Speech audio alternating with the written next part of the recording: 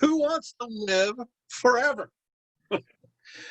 The truth is that most people do not look forward to death, the end of their existence, but wish to keep the story going forever if certain quality of life conditions are fulfilled. Since the dawn of history, humans have sought not only to improve upon life, but also to extend it, often hoping and dreaming to do so indefinitely. From the Epic of Gilgamesh to the Juan Ponce de Leon, the conquistador, who's looking for the fountain of youth in Florida, of all places. Excuse me. The search for immortality often becomes a quest. The secrets hidden at a particular place that needs to be discovered. And that often includes eating or drinking or doing some kind of ritual or doing something magical or something religious. Objects such as the Holy Grail and the Philosopher's Stone were often deemed to have the power to give one eternal life, along with various alchemical elixirs now over the centuries. Now, legends tell that, hey, you know what? Supposedly, some people achieved eternal life, like Utnapishtim. I love that name. You know, if you guys are thinking about naming a kid, you know, have those baby books of names, Utnapishtim, that should be right at the top of the list. Okay. Also, sorry, Saint Germain and others as well. Beliefs in the idea of a soul led others to assert that by following certain religions, Buddhism or Hinduism, Islam, Christianity, Judaism, by doing so, eternal life would be granted. Oftentimes the body and soul were believed to be enjoying this destiny together, as of the ancient Egyptians through mummification, or Christianity through the resurrection of the dead. But let's get into the heart of this, as I'm trying to figure out. Here we go. We often desire immortality for many reasons that are so basic to who we are as human beings. Granted, not everybody wishes to live forever, at least in physical form, or certain qualifications really must be met. This is important historically too, for there is a tendency in an evidential sense that if life is so unbearably difficult within that particular group or within that particular civilization, where with passing each day is all about survival, with no aspects of a good life ever encountered, the desire to live forever is greatly reduced. And the conception of the afterlife, if they have one, is relegated to a shadowy, even miserable condition. We know this as ancient historians. It's like, you live forever. Do you really want to? What's that like? Because they can't even imagine what it's like to live a good life here. It becomes difficult to imagine what a good life will be for the hereafter. Don't worry, I'm going to give you actual examples. So, okay. On a personal level, people often seek to end their present existence if they are suffering too much, whether mentally or physically, and wish to have a relief from that suffering. I'm giving you all the qualifications, as you might imagine. The idea of continuing on, since all they know is suffering, is not part of their perspective. Many argue that physically and psychologically, we have a limited shelf life. That what makes humans truly human is the very fact of our own mortality. You know, it's the idea that, hey, the idea of death kind of makes us more honest. We know that we have to do all these things, live a certain way, knowing that the specter is arriving, and closely at times with its sheath outstretched. Okay, I'll stop with the analogies. I'm just going to keep on going from there. Now, also, a few people are simply bored with life in general. And so why have this continued boredom? One person declared, live forever? God, no. My greatest fear is that it's a flat circle we have to repeat forever. I'm hoping for oblivion, comfortable, quiet, and sweet oblivion. Unquote. With that all said, as you guys are looking rather downcast on the screen, more people, however, wish to live longer, and perhaps even forever if we could.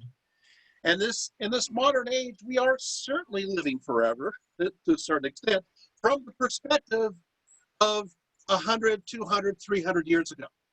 We got to put things within a historical context. For example, did you guys know that we gain more life at a rate of around 5 hours more each day in comparison with other generations in the past? We focus much on exercising and eating right, following a healthy regimen. Why do we do that? Why? Why are you getting up and going to the gym and exercising? Why are we trying to eat right? Why? Yes. You could say to have a better quality life, but we're also doing so. Come on, tell me, because we want to live a longer life too, right? I mean, we do. I don't think people are vigorously working out at the gym looking forward to die at the age of 50. Common sense tells us that we do so because we wish to keep on living as well as to stay healthy. Now, while we realize that our cells can only divide so many times, you know that, before DNA damage sets in, and of course shortens what's called a telomere, right? Of course, there are types of cells that do live forever. They're called HeLa cells. Typically, every time a cell divides, the telomere becomes a bit shorter. And when it's finally worn down, the cell is unable to split and dies. Telomerase is an enzyme that rebuilds the telomeres in stem cells and cancer cells, allowing them to replicate an infinite number of times. And so if this can be applied to the average human cell, it could mean a substantially longer life. But enough with the biology. But beyond our physical bodies, perhaps we could simply, I don't know, anybody ever watch Big Bang Theory? Sheldon's always looking forward to the singularity. Maybe we could just simply upload ourselves into some sort of cyber. These cyborgs. I mean, we're kind of doing that now.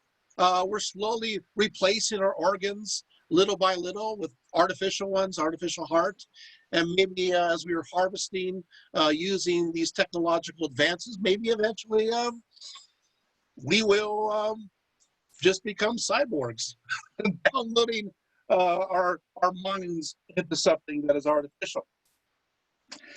When it comes to living forever, those who do seek this goal or imagine it still, it's important, have certain qualifications.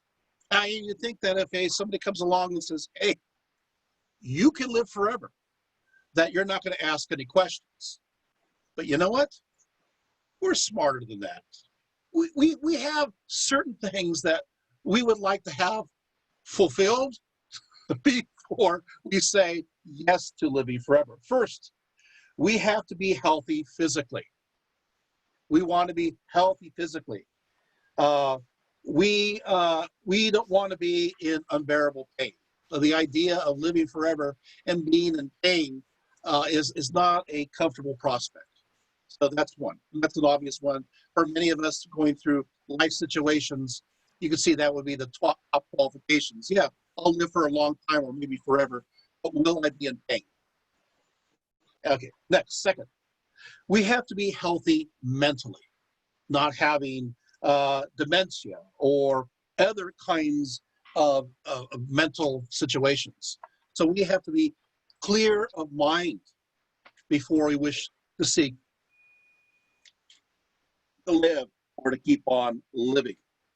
Um, Now, obviously, quality of life, did you guys notice, was very important, right? Now, idea, of course, for third, excuse me, we wish to be young. Okay, okay. So you guys got it so far. So we wish to not be in pain. We wish to be physically and but also mentally fit. And third, um, we want to be younger or more youthful. When people imagine themselves in the afterlife, if they do imagine themselves in the afterlife, a large portion of us imagine ourselves as our younger selves, as a more healthy self. You know, there are many stories throughout mythologies around the world where you're given eternal life. You're going, this is great, and you forgot to ask for eternal youth. You know, and you become like this grotesque skeletal-like figure.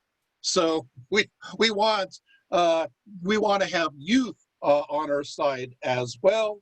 Although there are a few people I've talked to that still would like to look a little older because looking older has the idea of wisdom. So you have you. Well, I do want to live older, but I want to live forever. Uh, Now, fourth, yeah, there's a fourth one. We must experience uh, some diversity in the life around us. Some diversity, because if we're eternally doing the same things, that would be eternally boring. Can you imagine a lifetime, more than a lifetime, immortality, doing the same things constantly? You know, Suzanne Ertz once said, millions long, this is great, millions long for immortality who don't know what to do with themselves on a rainy Sunday afternoon. You know, it's like, wait, so you got to really fill your life with something. I'm reminded, I'm sorry, I'm going off on a tangent. I'm reminded of that Twilight Zone episode. There was, what happened is the devil was going to make a deal. And he says, well, um, you can live forever as long as when you decide not to, I could have your soul. So the guy in the Twilight Zone, what he does, okay, yeah, easy bargain. I get to live forever. So he's living forever, and he finds that he's getting extremely bored. And he realizes he can get away with anything and not get into, not worry about his life being lost because, hey, after all, he's guaranteed to live forever. So he gets so bored that he loses his sense of morality and he starts doing various criminal acts. Okay. And I guess in the process, he killed somebody. Well, then he gets, get this, life imprisonment. So he is stuck for life in jail. Well, his life is eternal. So he's going to be in there a long time. So that's the point. So the thought is, no, no, we must be able to have some diversity. Now we covered that. And one more thing, one more grouping. I do hear somebody's mute. Somebody's talking. Okay. Beyond all that, there are some reasons why we as humans wish for life to continue. And I'll answer that question now. Why do we want life to continue? And I know we're going to go through this just very quickly. The first, of course, is that one reason we wish to live forever, I wish you guys are taking notes, because we're going to have a test after this, is that we fear death. We are absolutely afraid to die. Um, we fear the unknown, or simply the concept of ceasing to be. And even the idea of how we will die may haunt us. Will we die simply of old age in our own bed, or will it be the result of trauma of some kind or disease? Will we go slowly or quickly? Will we even know when it's about to happen? Of course, if we are thinking about death, if we believe we have a soul that goes on, then that fear of death is greatly reduced, for we have the hope that at least our soul will continue and not face death. Granted, the fear of death actually diminishes as one gets older. For one old lady said her husband said to her, "If you go to heaven, how wonderful.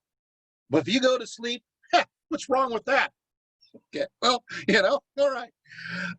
Yet we must remember that amongst those living in the ancient world and into the Middle Ages, the life expectancy for so many was far, far less than our own, with many dying not because of old age, but because of disease or some other cause.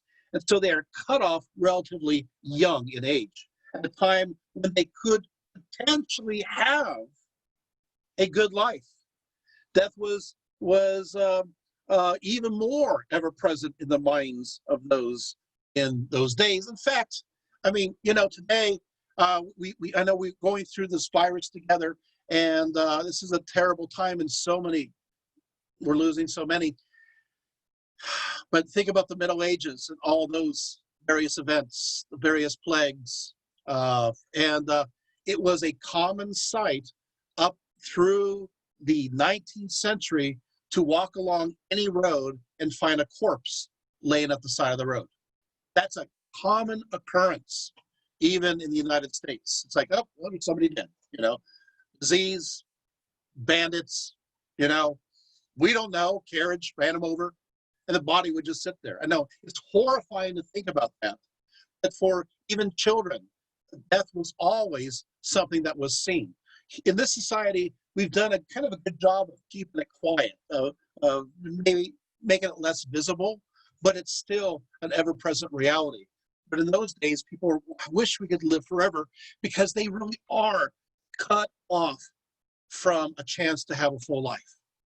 Hope that makes sense. So even more do they cling to the idea. So we are very blessed to live nowadays, even with this virus, in comparison to 100 years ago. Okay. Second of all, we wish to live forever, if provided that we are healthy, because we enjoy life.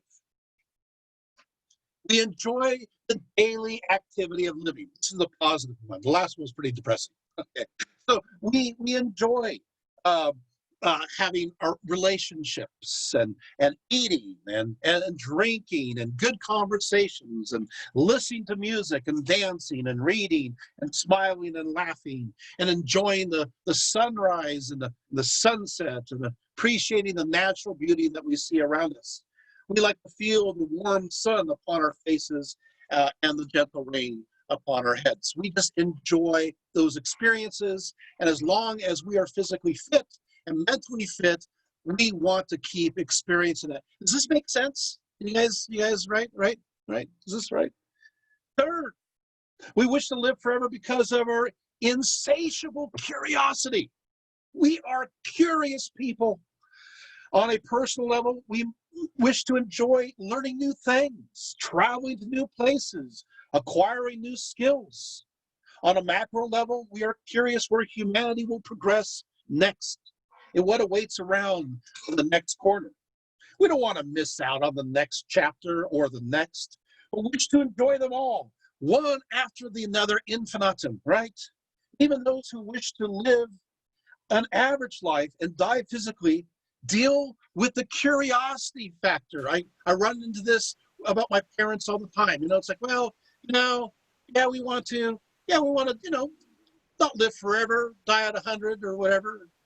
But do you think we could wake up every 50 years just to live a few days because we're curious what it's like, and then, go back and die again, and maybe 50 more years because, we're curious where we're going to go. We want to know what's going to happen in the future. For me, I'm a huge science fiction fan, and I love the idea of outer space. It's like I feel kind of cheated out. I was hoping that we'd have a colony on the moon already, or on Mars, and we'd be adventuring throughout our solar system. But hey, it hasn't happened yet. Or when it's affordable, I could fly out there, and So I kind of want to keep living because I want to have a chance to do that, and that's too bad. Of course, However, if you have a negative perspective and what's in the future you believe is an apocalypse, or we digress to a new Neolithic age, then maybe we don't want to live forever.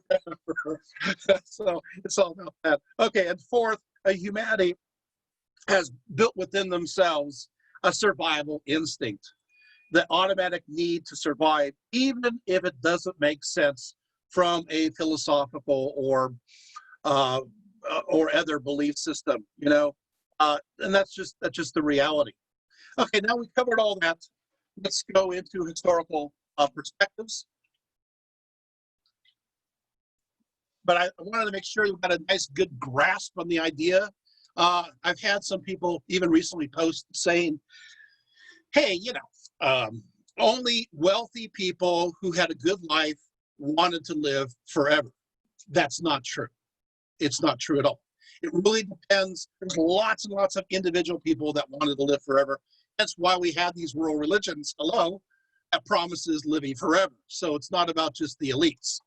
Otherwise, there wouldn't be an attractiveness to Christianity or Islam. Are you guys following this? So yes, people. But environment does really matter.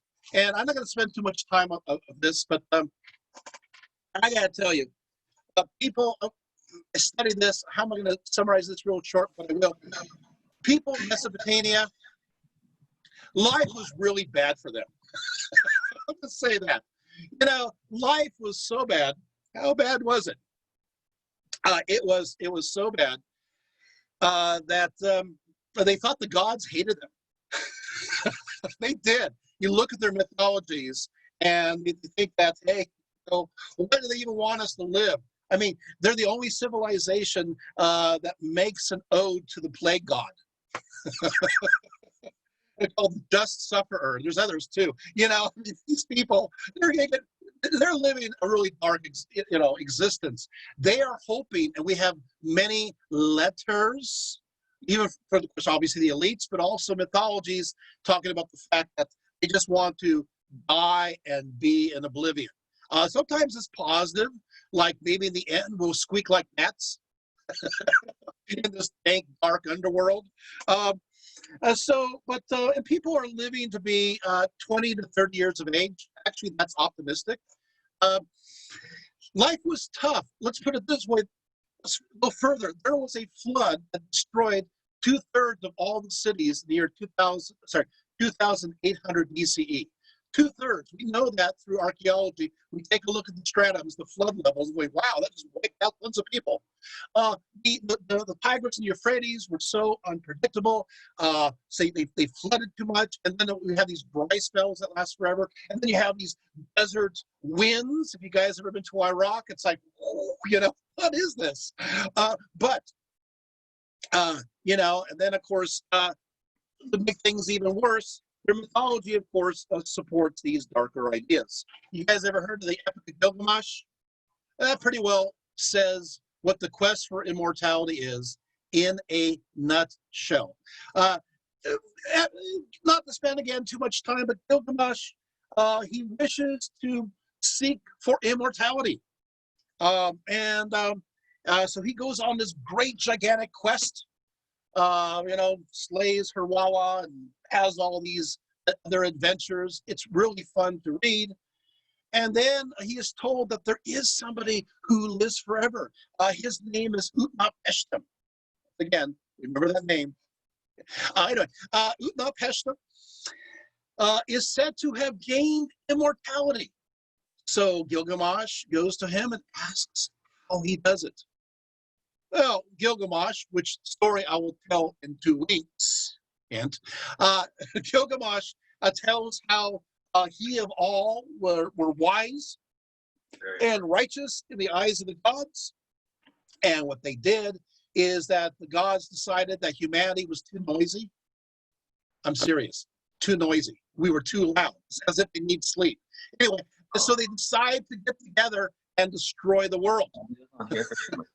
Of course, a great flood. And they figure, hey, Ea and a few others decided that Utnapishtim is a righteous man. And so what they do is they tell him, okay, build an ark. He builds an ark, and he saves, well, just very few, and himself and so forth. There's a great flood. And in the end, yada, yada, because of his righteousness and because he was so good, he received the gift of immortality. Isn't that great? Now you can imagine Gilgamesh hearing this story thinking, here I am, wishing to hear the recipe for eternal life, and now I'm listening to you tell me the story of the fact that you were considered righteous by the gods, and there's a great flood, and you were selected by them to save a remnant of humanity and the animals. Am I supposed to wait for that kind of event to happen for me to gain immortality? Is that what I want? So Utnapishtim says, don't worry. I have another way of gaining everlasting life. So he tells Gilgamesh that there is a magic plant. That's right. A magic plant. It's called the plant of life. And it's supposedly located at the bottom of the sea. So Gilgamesh, he goes to the shoreline. He dives in the water. He finds this magic plant. It looks like it's going to happen. You know, he swims back to shore. He's going to get eternal life.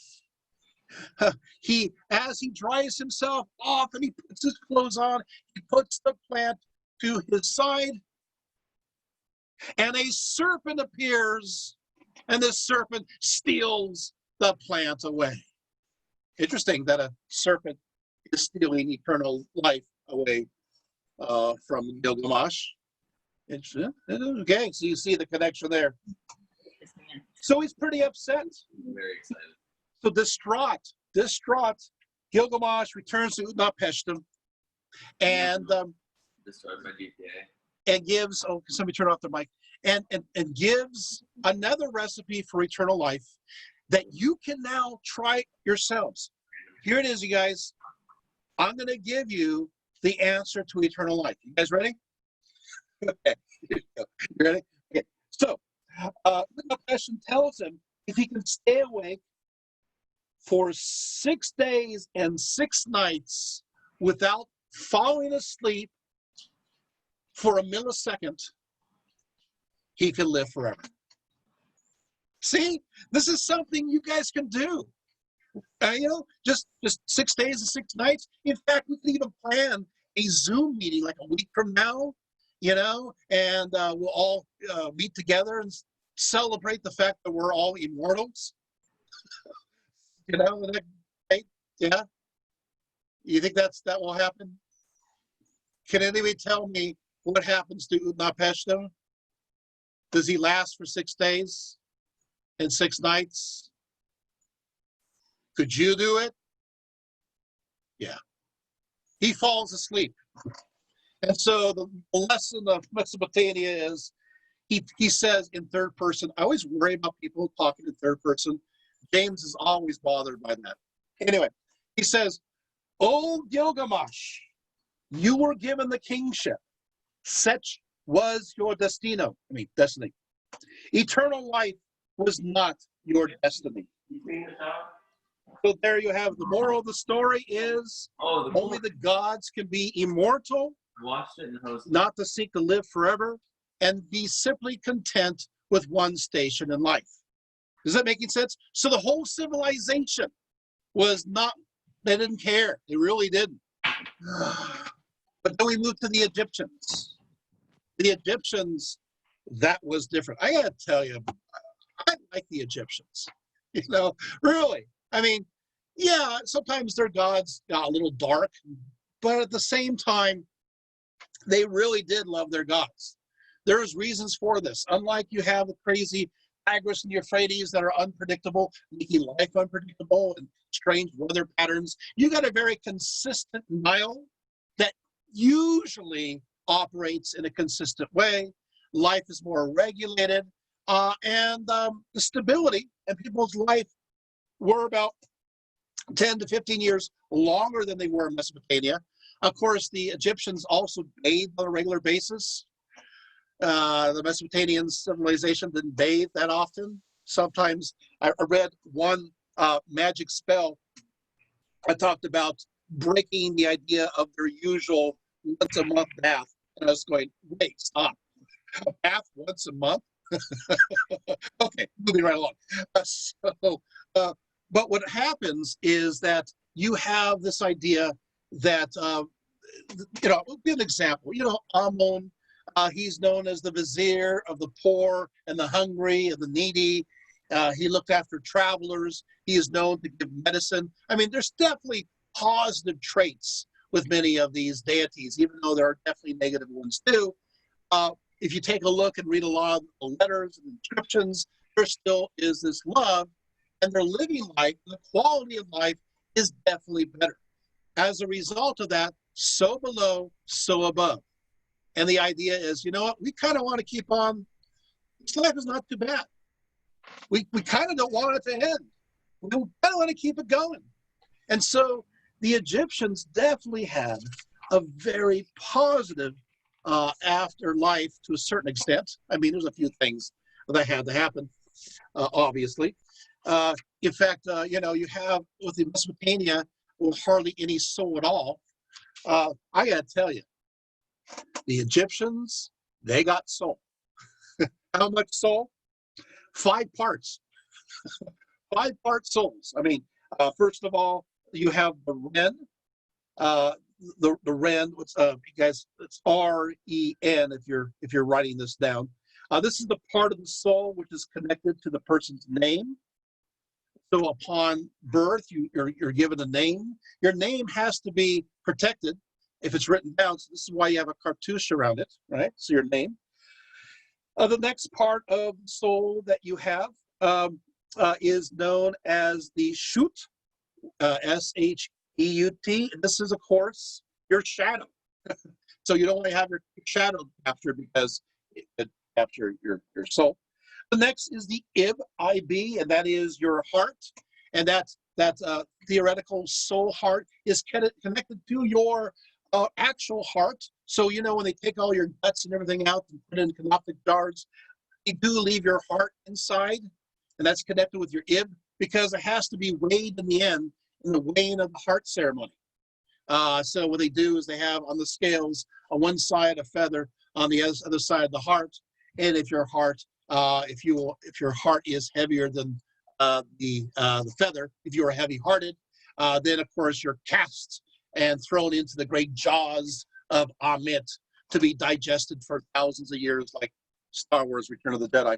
But if you've been good, if you've been good, and you have, then of course your heart is you're light-hearted, lighter than the feather, and then you go to this paradise. And not to spend too long, but the Egyptian paradise is so cool. I did a whole talk just on this topic, so I'm going to just say it basically in a few lines. I like their afterlife. You arrive in the barge there, the cool northern wind is blowing, and you have, of course, obviously the long grassy areas and happiness and bliss. And best of all, I found this reference. It was so fun recently. Did you know that your cats await for you if you had your life on the shore? Hey, we want to see our animals that we love so well, and they're going to be there to reach us. I like that. So, and of course, the Egyptians, what they did, that's a whole other talk, and that is they mummified the body, right? Just to keep as a place for the soul to be tethered to, and to keep things going, so to speak. So there you have. So the Egyptians, it's really a great work. And hey, you got these Shabbatus figures. And another talk, I'll show you one because I have one here. These are basically these little figures that are inscribed with your name, hence your powers on it. And when you die, they become alive and they work for you for the rest of your life. And you got employees. You die, and they can do your farming for you. They can pick up after you. What a life that you can have. So there you have.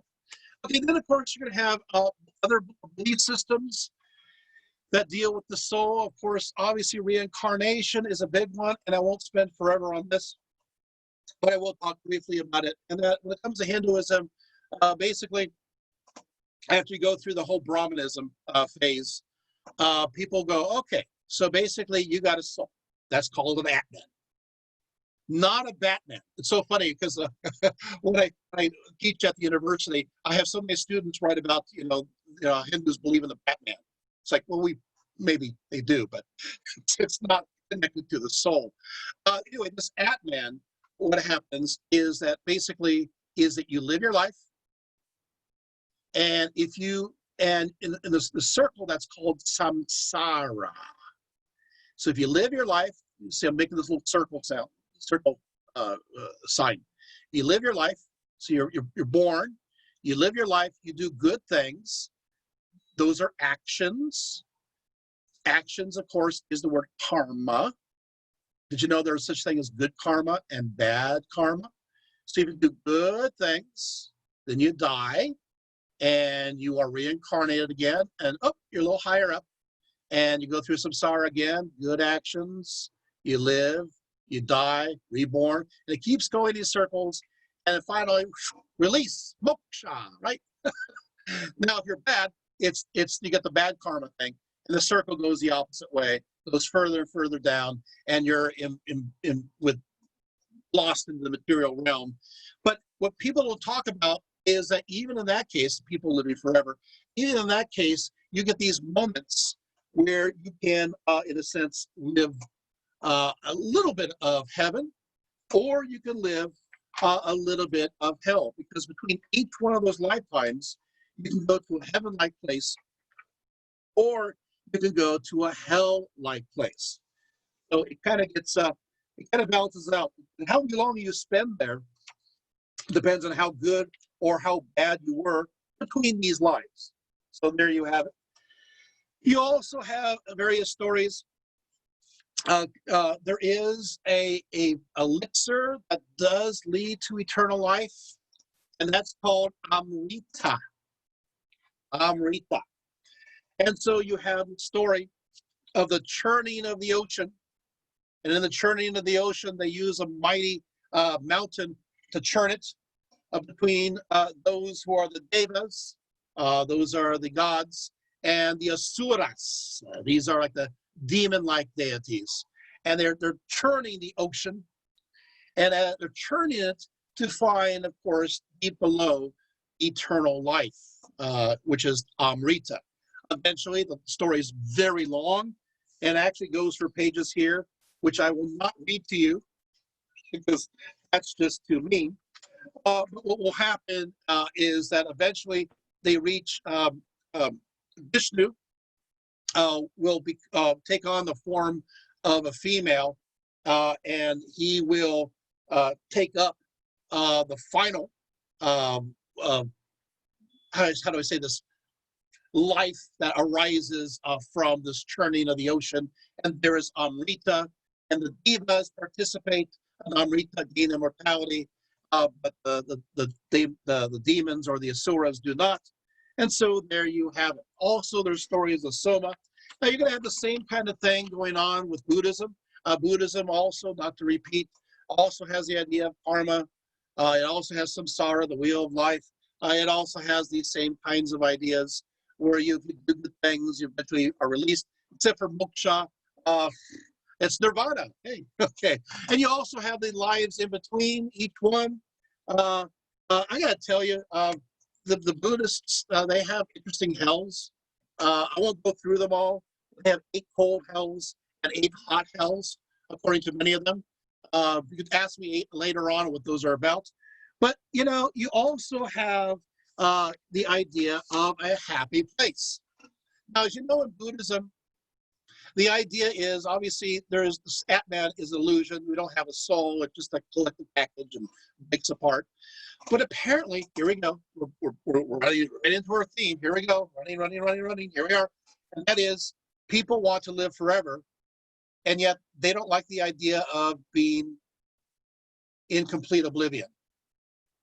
So in Buddhism, the idea is to be completely released for the material realm, right? Completely losing, that self, right? You think of the Four Noble Truths, the Eightfold Path. What does it lead to, right? But then the problem is that a lot of people said, well, we kind of want to enjoy life after we die. And I know that just like in Hinduism, that, we live our life, we die, we go to a good or bad place temporarily, and then we live the next life, and we go to a good or bad place temporarily. We kind of want to have, right at the very end, just like in Hinduism, Buddhism too, we want a nice, cool place to be for a very long time. Then maybe at some point, we can be completely free. But we're not ready for that yet. That place is a pure land. Hence, Pure Land Buddhism. And Pure Land Buddhism, you get that heaven-like place of enjoyment and bliss before you are fully ready to be released. It is a happy land. According to Buddha, of course, I have to do this because there's so many different words attributed to him. This land is rich and prosperous, comfortable, fertile, delightful, and crowded with gods and men, with a great variety of flowers and fruits, adorned with jewel trees, which are frequented by flocks of various birds with sweet voices. There you have it. Description. So there is still this intrinsic need for people to have an eternal life that they can enjoy in almost, we can see here, in almost a materialistic sense before complete detachment. A lot of people don't know that about Buddhism. Well, now you're going to have, let's move on to different views of, wonderful places to go eternally. And then, of course, finding some eternal life. During the Qin dynasty of China, 221 to 206 BCE, there's a guy by the name of Qin Shi Huang. And Qin Shi Huang, he's known for the terracotta warriors.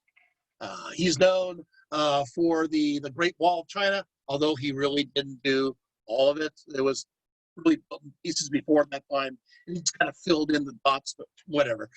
Moving right along, he wanted to live forever. He did. And so he sought an elixir that was supposedly located at the island mountain of Penglai, Penglai,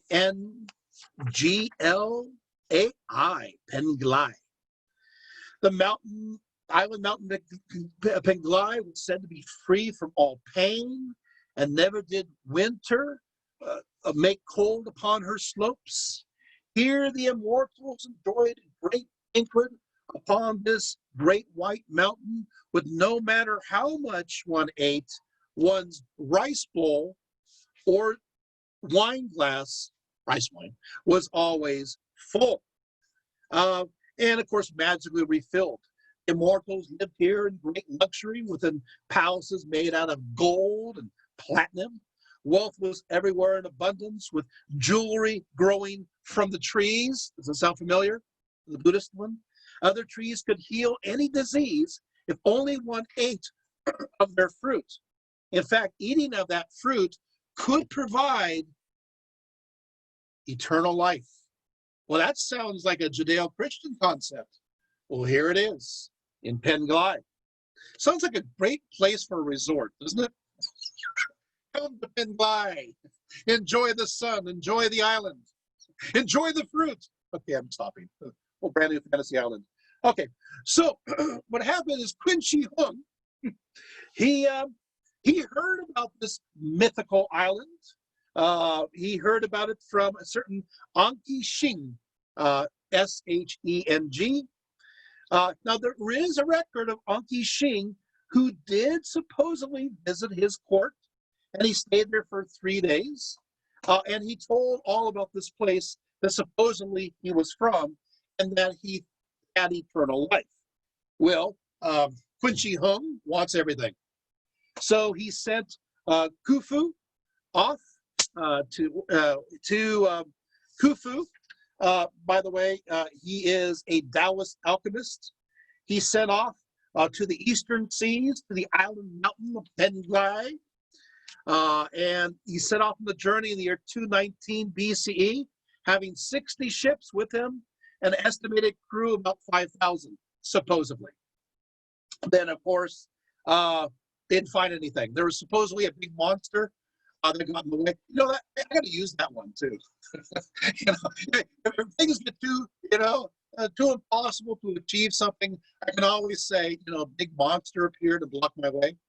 I should do that sometime when it comes to, going to work, big monster. Anyway, so what happens is that in 210 BCE, Khufu tries it again, this time with a smaller fleet, but unfortunately, Penglai is not found. Now, of course, some people say that Khufu, when he went to this region to the east, he ran into Japan. And there are legends of those who said that Khufu was a person who brought many ideas or perspectives from China to Japan. Now, this is interesting because we do have in Japan a deity known as Khufu, who is declared as god of farming, god of medicine, and god of silk. That's kind of interesting. There are also stories now from a Japanese perspective that Khufu thought Mount Fuji was connected to this island of the West. Does that make sense? So you go, hey, Mount Fuji, it kind of fits that description. So, and that's a possibility. But the Japanese also have their own story up a great mountain that's called Horai, Horai. This was a place of paradise that the Japanese are now seeking after. It supposedly had quintillions of quintillions, use them eventually, of spirits resembling small fairies, which lack the knowledge of evil, and because of this, hearts never grow old and people live forever. In fact, the very air itself on the island is made of their essence, and so if you breathe in this air, their knowledge enters into you and their wisdom, and if you keep breathing, you shall gain that eternal life. Isn't that interesting? So you're breathing in the fairy essence into your soul, and it preserves you. Now, the Taoists are interesting because they want to find elixirs to live forever, and they come up with all sorts of interesting combinations. Sometimes they use cinnabar and jade and gold, and this is you're supposed to drink it to prolong life. But later on, here we go. The Taoists point, we figured out that maybe mercury and sulfur is important. In fact, maybe we should drink, we have this in various texts, mix a little sulfur. You guys write this down, or maybe not, maybe you shouldn't. A little mercury, a little arsenic together, and we'll mix this together in this potion, and we'll drink this, we'll imbibe this. At one point, somebody, we don't know the full story, there's various versions of it. Somebody, everything was done by, obviously, lighting by fire. A spark went somewhere, and there was an explosion. So instead of making an elixir that would create immortality, they created what's called gunpowder, which of course would result in eternal death. But hey, there's stories of the Taoist magicians running out with singed beards and whatever it may be. How much truth is in the story? It's a great story, but we do know that before gunpowder, the exact ingredients for it were part of these elixirs. We have that, so that's pretty solid information. So yeah, so I guess that ended with a bang. So we move on to the Greeks as well as to the Romans. Oh, I would love to spend forever on this, but we don't have eternity yet. Okay, sorry. So here we go. The Greeks and the Romans, first of all, you have something that's called orphism. It doesn't mean the process of becoming an orphan. Uh, orphism has the idea that, and Pythagoras believed in this, the system of thought, that you have basically you have a titanic body and the Dionysian soul.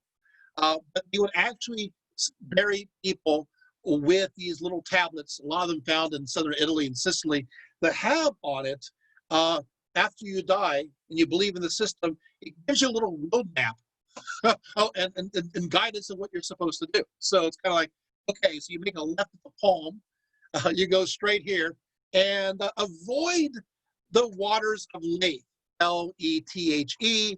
These are the waters of forgetfulness, and instead it kind of guides you to the great pond or river, depending on the inscription, of memory. And hence, you will remember all your past lives, because Orphism has the idea of reincarnation, and Pythagoras believed also in the idea of reincarnation, and you will be released to the gods and will live eternally. So Orphism was very, very popular for a very long time. Pindar also talks about reincarnation. First of all, Pindar, who lived from 522 to 443, tells how all humanity is judged in the underworld, and from this judge, the good receive a happy destination, while the wicked receive an evil one. And here you thought this was all about Christianity. It's not. Pindar outlines it. He adds, but as many as have endured for 3 times in either state to keep their souls altogether away from injustice, these travel the road of Zeus to the towers of Cronus. There the breezes of ocean are wafted about the isles of the blessed. So once again, you have this idea thrice. Now, of course, Empedocles is another one who taught this. Empedocles, Empedocles. He lived from 490 to 430 BCE. He talks about this idea as well in detail. Goes on and on. In fact, he believes that everything is created through the forces of love and strife, and it mixes and separates the very elements. And these very elements are earth, air, fire, water. That's earth, air, fire, water, and all things contain these elements. And he says that what will happen is that he says that the souls, they actually fall from the spirit realm after love and strife spread apart and create this world. And what will happen is the soul goes into the material realm due to hamartia, which is error or the confusion, and so stand condemned for 10,000 years, which can be understood as the 10,000 years that Plato talked about later on, or 30,000 years. But we start off as humans. And then through life, if we do good choices, we continue being humans, but we can also descend to animals or lower forms. But he says the very first incarnation is human. And from this, he said, has the soul declared, from what honor and from what bliss come I, have left to wander here among mortals. He realized this life here on earth is one of suffering and pain, and states, the first man states, I wept and wailed when I saw the unfamiliar country, where dwell murder and wrath and hosts of other misfortunes and parching diseases and decay and floods. Yet he realizes that he is but a divinity locked within this temporary physical shell, saying to all, I tell you, I am a God immortal, no longer a mortal. Yet he is a divinity that is caught by fate to pay his due, realizing he is an exile from the gods and a wanderer. And of course, the idea is he needs to seek to return. I do spend a little time with this because there's a reason for it. Because Empedocles places the dismemberment of the 4 elements as a central aspect of this descending into this world. So many alchemists will think, this is interesting. What if we do the reverse? What if we can take the four elements and shake them up in such a way, as talked about by Empedocles, and do the reverse and bring the soul back into heaven artificially through alchemical ways? Does this make any sense? So already these ideas start to come about. They're going, and he sets the platform. Plato talks way too much about the afterlife. Way too much. I got 4 pages on him alone, which I will not read to you. But he builds on Empedocles, and he goes on, and basically it's the same kind of idea. Although what will happen is you have the spindle of necessity. What you have is that you have of course, the thousands of years of living, and you have this in-between time. And in this in-between time, you get to do a lottery. That's right, you got to play a lottery, and you can decide through this lottery if you're going to be a good person or a bad person, a productive person, a non-productive person, a wealthy person, a poor person, a male and a female. He goes in way too much detail about this for anybody's good, like he knows. but everything, people who he says who lived a good life, next time they don't want to live such a good life because they need to have that diversity. So, but once again, eternal life continues because eventually, just like you have in Hinduism, if you're a good person, you get released to be with the gods. So they all have this idea of immortality, but it does involve effort. It does involve works, which of course, interestingly enough, you're going to find that within Hinduism as karma. There are so many similarities with many of these beliefs. Well, these ideas, hook, line, and sinker, go to the Romans. Now, not all Romans believe this, but a lot of Romans did. And then if he didn't, well, Virgil kind of pressed that home in his Aeneid. And then, Augustus has this power, the emperor, required reading for school children. So everybody gets to read the Aeneid. And in the Aeneid, once again, you have the idea of eternal life. I won't tell you all the details, but I think we're doing pretty good when it comes to information. But what happens is basically that Aeneas, he wants to see his father, and he meets the Sibyl and Athene, and it's a beautiful area. It's near Naples. There's even some caves dug. I'm talking too much. I'm stopping. Anyway, so he arrives at this place, and he's going to descend into the underworld to talk to his father about whether or not he has this great progeny, this great legacy that will continue on and on. So he goes through the various levels of Hades. First of all, he crosses the river Styx. He makes sure that he takes 2 coins, because you got to pay the ferryman, and they want to go over, got to pay 1 to come on back, right? He crosses over, and he enters the level of the innocents. Then, of course, obviously, those who are connected to war and so forth, suicides, and he's going through all these layers, actually suicides and the war ones.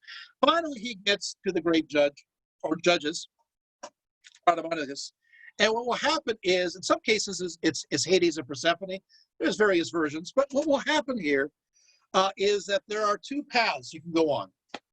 That sounds like a Led Zeppelin song. Sorry. There are 2 roads you can go on, but in the long run, still change them.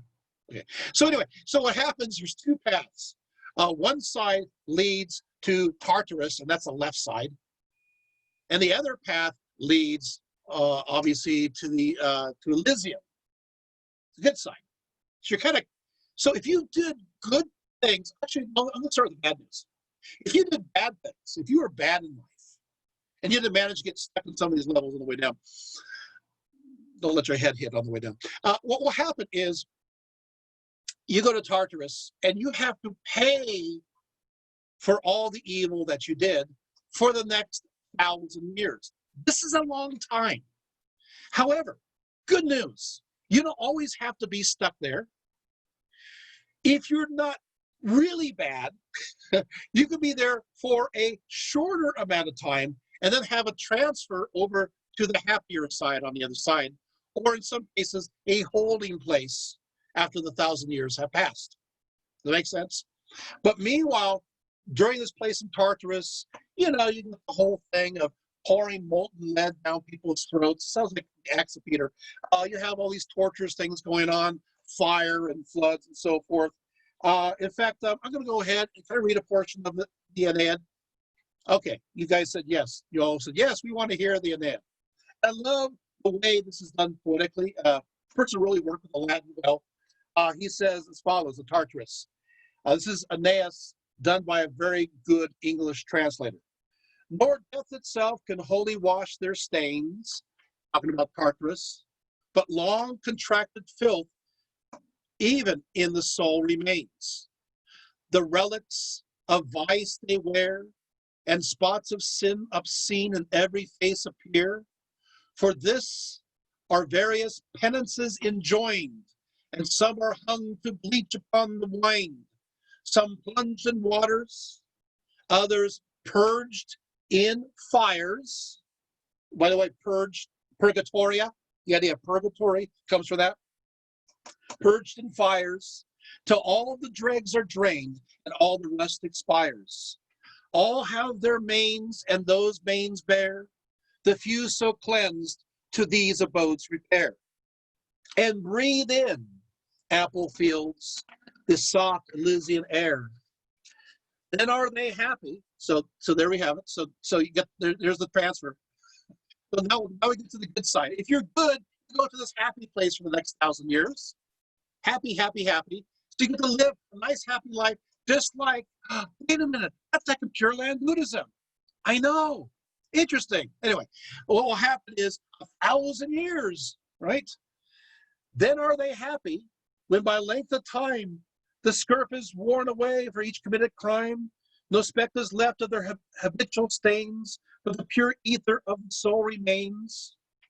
But when 1,000 rolling years are past, so long their punishments and penances last, whole droves of minds are by the driving God compelled to drink the deep Lethean flood, and large forgetful draughts to steep the cares of their past labors and their irksome years, the unremembering of its former pain, the soul may suffer mortal flesh again. There it is. I love how the person made the Latin say that. But there you have it. So you have, guess what? So after the 1,000 years are over, well, you are released and you are going to the waters of lave. You drink from the waters of forgetfulness, and guess what? You get to live again and again and again. And of course, how long that happens depends on your perspective and viewpoint. So you get the idea. So this idea is not always popular. You still have other ancient ideas that say, when you die, you're dead like a dog.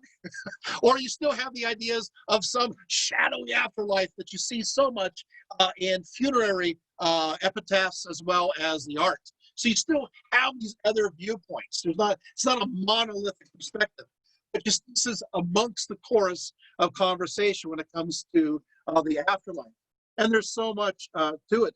Well, and of course, you also have many Romans talking about people living forever. And there's quite a few of them. Many of them, of course, are known as the heroes, who are definitely not zeros. Sorry, looking at my time. I got to talk about one guy. This is kind of funny. So he's a Herodotus. There's a guy by the name of Aristeas of Proconnesus. Aristeas, he lived about the 7th century, supposedly. And of course, the story is that he went into a fuller's shop. He arrived in the fuller's shop and he dropped down dead. The fuller, the guy's dead. He locks up the place and he runs and he tells his family that, hey, the guy's dead. He goes back, unlocks the fuller's shop. He enters into the shop and the guy's not there. So he said, well, the guy's dead.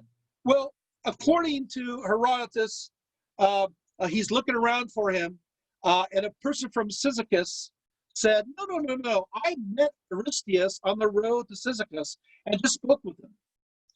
So it denied this rumor. And so, but they still could not, he started popping out, according to Roman legends, in different places. He would disappear, and then he'd appear again. And so this became like a thing.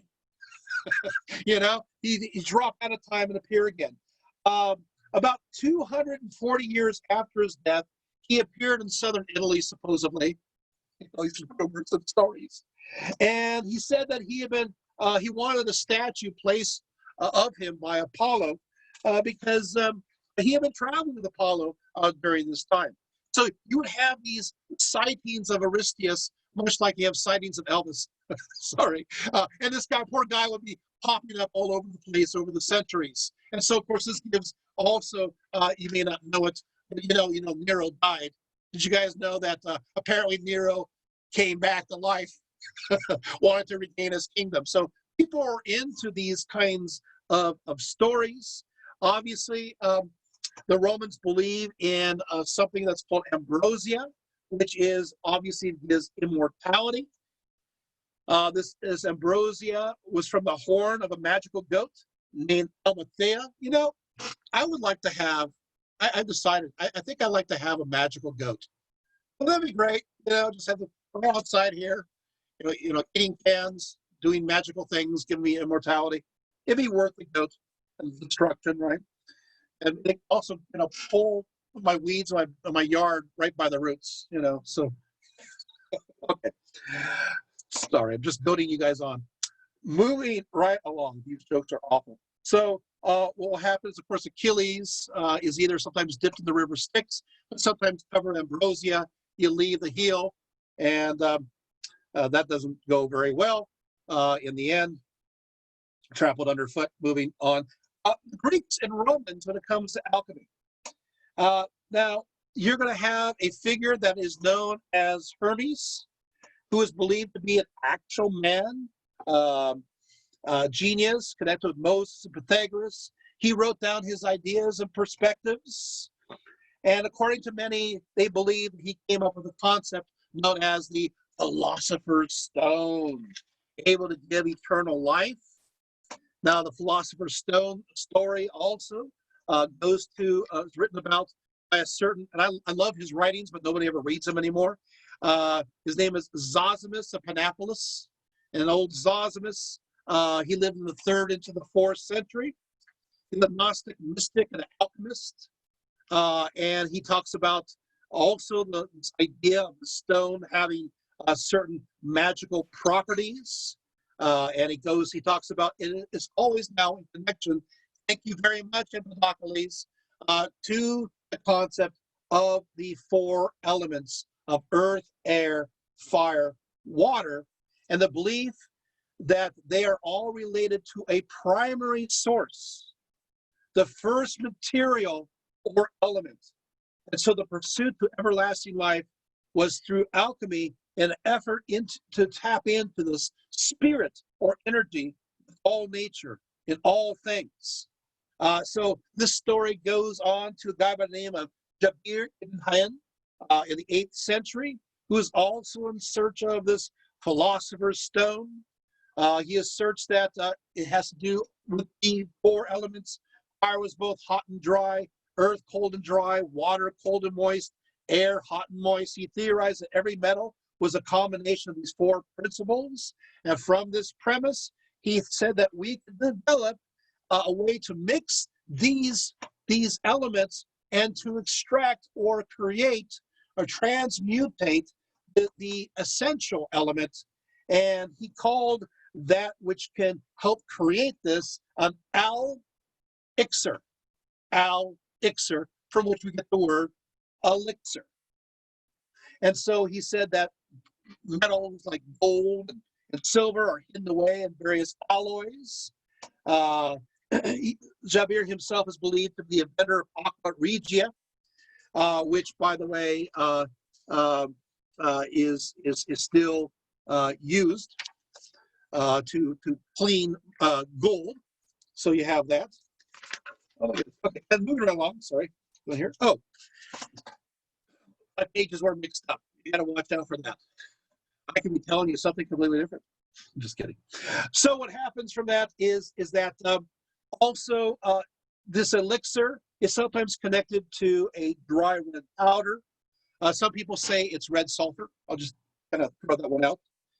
So then by the 11th century, a lot of people start to question it. But then these ideas go on to Albertus Magnus. Supposedly he taught his pupil about the philosopher's stone. And yes, Thomas Aquinas says he saw this, but yeah, whatever. Once again, then you have this idea. This is pretty cool. I know we're running out of time. I'm looking at my time. It's like, wow, time is flying. For you guys, it's an eternity. Okay. I got to do this just once. You guys, it's an eternity. Okay, anyway. Okay, moving right along. So this idea of the philosopher's stone then goes into, and I'm looking darker than usual because I went the wrong way. Well, this is the dark passage anyway. It goes into the idea of a certain Wolfram von Eisenbach, who composed Parsifal between 1197 to 1215. He was a poor knight who lived at the court of Thuringia, who spent a considerable time at the court of Landgrave Hermann and at the famous Wartburg near Erfurt. In the story, the Grail is a sacred stone bestowing longevity. It was a stone of the purest kind called Lapsit Exilius. Sounds like Harry Potter, sorry. He says, there never was a human so ill that if he one day sees the stone, he cannot die within the week that follows. And though he should see the stone for 200 years, his appearance will never change, save that perhaps his hair might turn gray. Now that's a cool stone. We want that one, right? Although the word lapsit exilius could mean stone from heaven or stone from exile. And it's connected with these objects that fall from the sky, like a meteorite. In fact, Wolfram asserts that this Grail stone was an emerald that fell from Lucifer's crown during the war in heaven. And certain angels who did not take any side in this war, between the angels on either side, took the emerald stone and brought it to the earth. And who has this stone? According to this, the Templars, obviously, or as inferred. They always get this. They always get this credit. And so there you have it. And so what will happen is he describes how a phoenix. Oh, first of all, these Templar Grail Knights did not survive on human food, but on food given to them from a divine source. They're the guardians of this Grail castle. Sounds like a lot of fun. Wolfram describes how a phoenix perpetually sits on the luminous stone and continuously burns and then rises from the ashes and is reborn, representing this power of resurrection and eternal life. But you can also see the alchemical theme of death and rebirth in this. These stories of the Philosopher's Stone are everywhere to be found. And obviously, it's the idea the knights are oftentimes connected to it. And then you have a certain Roger Bacon, not to be confused with Francis Bacon. So, different guy. Is considered one of the earliest proponents of the scientific method. He was primarily interested in the elixir of life in some form of ingestible gold. That's right, we're back to, if you want to live forever, it's time for you to start drinking in metals. Got to mix that in there. So what he does is, although he's persecuted, for example, in 1279, he's imprisoned.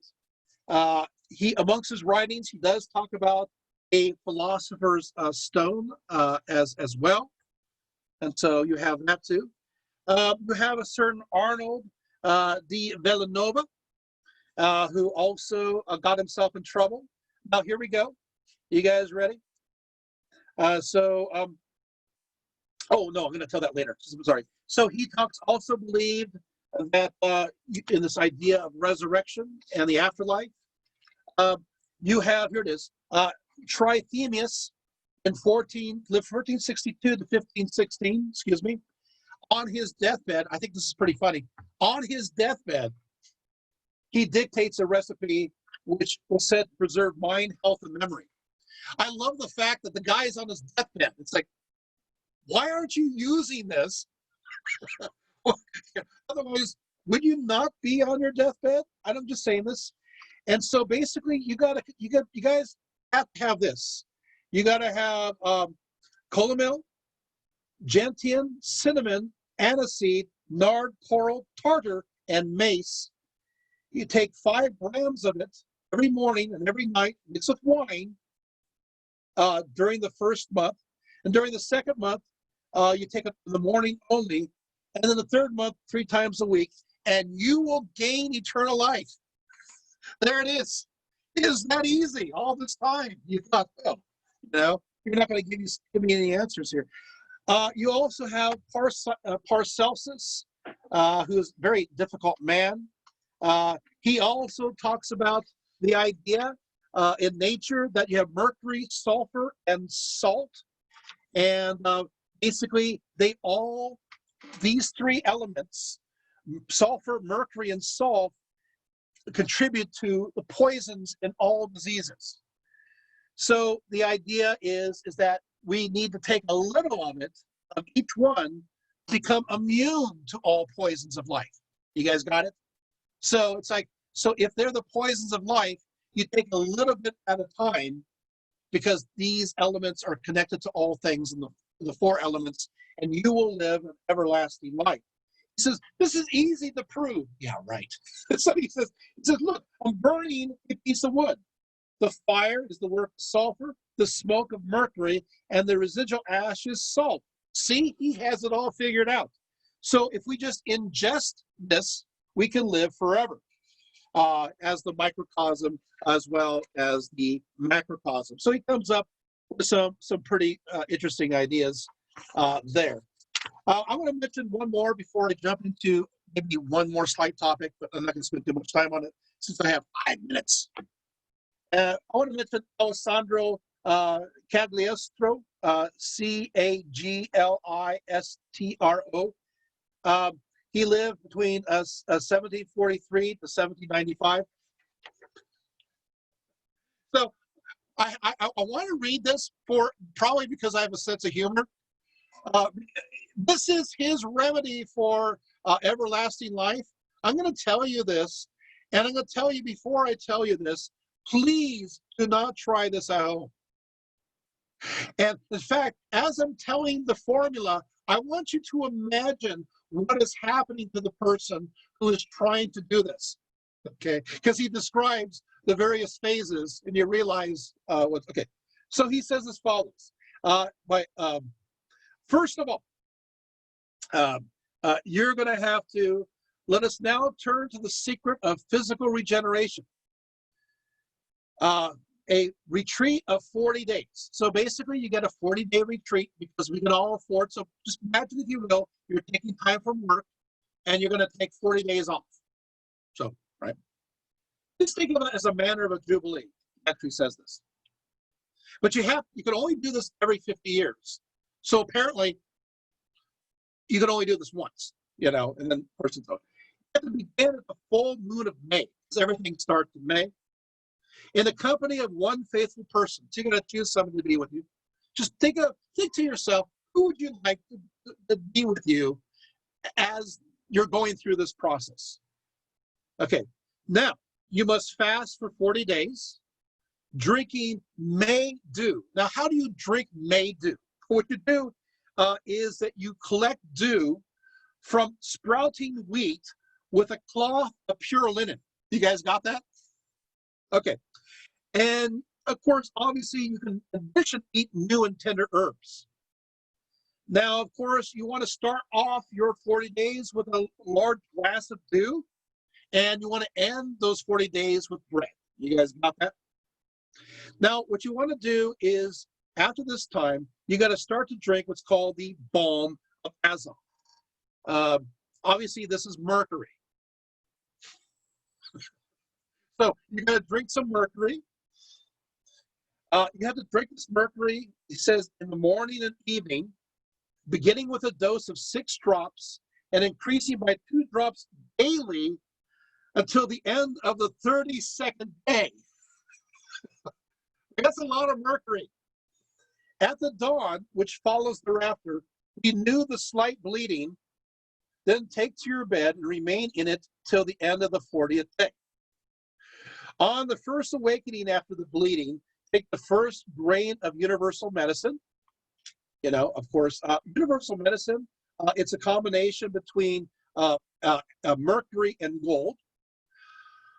Okay, so there you have that. And then a swoon of 3 hours will be followed by convulsions, sweat, and much purging, necessitating a change of both bed and linen. At this stage, a broth of lean beef must be taken, seasoned with rice, sage, valerian, and balm. On that day following, take a second grain of universal medicine, which again is mercury and gold. On the next day, have a warm bath. On the 36th day, drink a glass of Egyptian wine. And on the 37th day, take a third and last grain of universal medicine, which I talked about, gold mixed with sulfur. He says this is funny, a profound sleep will follow. You think after drinking all that mercury? Yeah. During which hair, teeth, and nails and skin will be renewed. You'd be falling out, right? The prescription for the 38th day is another warm bath, steeping aromatic herbs in the water of the same kind as those specified for the broth. On the 39th day, drink 10 drops of elixir. We talked about that. 2 spoonfuls of red wine. The work will be finished on the 40th day, and the aged man will be renewed in youth. That's right. It says you will gain immortality right here. So you guys want to do that? I'm kind of frightened also about the bleeding part and the convulsions and changing the bed.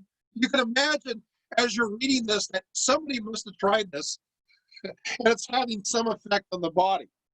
I'm going to sum up because I know my time is over, but I do want to touch some headlines. If you indulge me for one more 5 minutes, and then I will go away and sail off to the land of the Isles of the Blessed.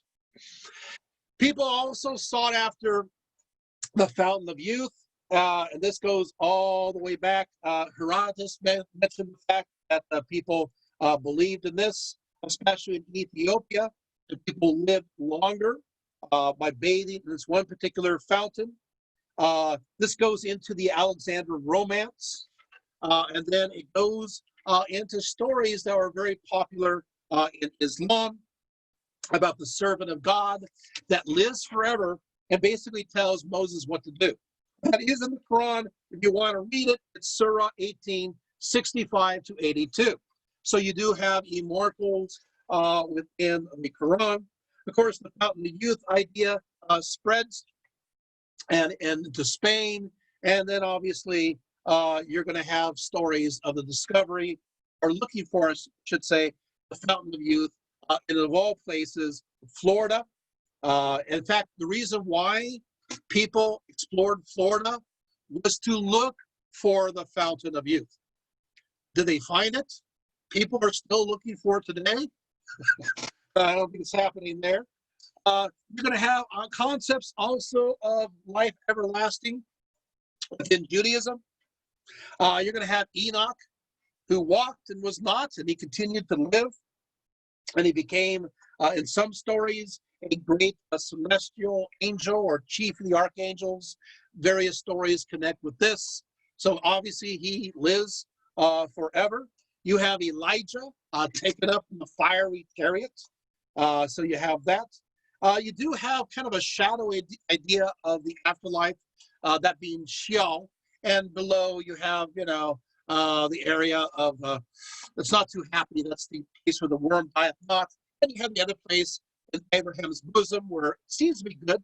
It's pretty shadowy, especially if you read Ecclesiastes. There's not a lot of hope there. But things start to change as we get into the back book of Daniel. And by the 3rd and 2nd centuries, people are starting to look forward to some kind of happy afterlife. And this continues in the Talmud when it talks about what's called the realm of Olam Haba, or the world to come. But you also have ideas, you all, and Southern, have ideas of reincarnation that's mentioned even during the Middle Ages. Zoroastrianism has the idea of living forever too, pretty easy stuff to talk about. Basically, your soul is split into two. You live this life where your oversoul kind of watches it, and then it's reunited upon your death. You walk across the Teamdot Bridge, and as you're walking across, if you've been bad, of course, the bridge swings back and forth, and you fall. And when you fall, it's not a happy place. You enter the house of pain, weeping, gnashing of teeth. You're there for a long time. Also, according to the Avestas, the food's not very good. It must be a chef that must have got stuck down there. And then, of course, you have on the other side, you have, of course, the house of song. It's happy and blessed. But guess what? What will happen is there will be a great moment where Sarosat, the great righteous one, who is born of a virgin, will rise from the sea or from a pond, depending on your virgin, and he will lead the righteous against the evil ones. There'll be a great battle in the afterlife, and lo and behold, what will happen is Sarosat will turn the moon to red and so forth, and those who are in the house of pain and the house of song, they'll be resurrected and fight on each side. The good guys will win, the bad guys will lose. There'll be a great throne judgment of Hura Mazda, and there's a great lake of fire behind them, and everybody gets pushed into that lake of fire. At the end, the good people don't burn, the bad people burn. Yeah, everlasting life, and it's a happy place. These ideas go right into Christianity. Hey, see, I am summing up, huh? You didn't think I would do that, right? So by talking about Zoroastrianism, I go right into Christianity. The same essential ideas happen. Of course, you have bodily resurrection, a great throne judgment, a great end time fighting between the forces of light and the forces of darkness, which you see in the Qumran scrolls, but you also see in the Gospel of John, and obviously many of these ideas are reflected in the book of Revelation. But ancient Judaism does add in, well, I should say ancient Judaism, Hellenistic Judaism does add in this great celestial Jerusalem.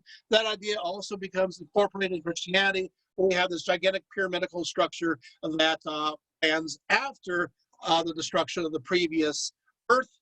And you have a new heavens and new earth, and people will live forever with their bodies intact. Islam has many of the same ideas as well. And so you're going to have this concept of those who go to Gehenna, and those people who go to the realm of paradise, and it's a blissful place. It's a happy place. And we covered it. So we're back to, of course, ending with the question, why would we want to live forever? Or do we want to live forever? And I would say, by looking at the vast tapestry of information that has crossed throughout the ages, anybody who comes up to me and says that people don't want to live forever, take a look at the amount of evidence. It looks like to me, young and old, from all different generations, with certain qualifications, most people keep want to live. We want the story not to end. We want to enjoy each other as long as we are in good health,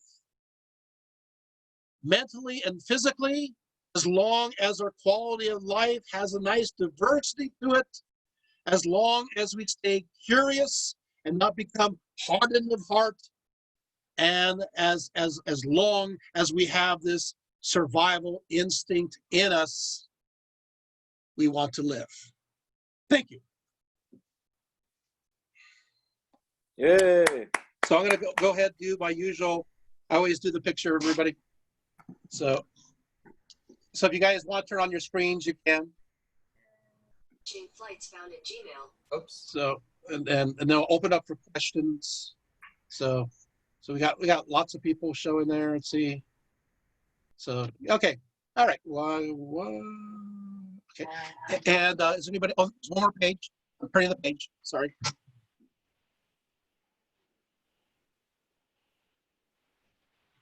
Okay. Oh, there's another page. Wow. Another page. Yeah, there's 30 of us. Okay, wait. So I got one page. I lost track of my pages. So 1, 2. Okay. Next page. Okay. Okay, we did it. Okay, so, right. Questions. I am an open book. I am here. You can, I know that there's a chat. I see 28 questions. So, but it's a lot of questions. That's a lot of questions. Some people don't want to live forever, just at an old age. Okay, so what you want to do, if you have any questions, so I will stay as long as you want me to stay. But what you want to do is, if you have a question for me, just unmute your mic, ask away. Hey, James. Yes. Scott. Hi. Hi. Wonderful So lecture. glad to see you I finally so got. long.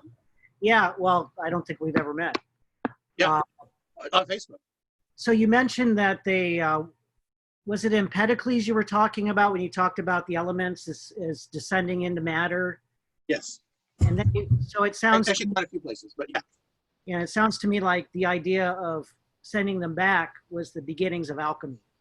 Yeah. So, back up, right? Yeah. So Empedocles. Empedocles was the guy that says, "Hey, you know what? Everything is coming from the four elements, you know." But you have also essential. You have love and strife. So you have this idea of solids dividing up, and so the conventional wisdom is we're all made of all of these elements and aspects. What can we do to reverse engineer, to reverse the process? Can we do that? And so there's various remedies. Sometimes they believe in changing. The ancients sometimes talked about changing the air around you. I didn't bring that up. In some cases, they say, "Well, no, you gotta take something." Other people say you do a combination, and of course, quite a few they make it into this great odyssey or this great trial. And Zosimus of Panopolis goes into that quite a bit.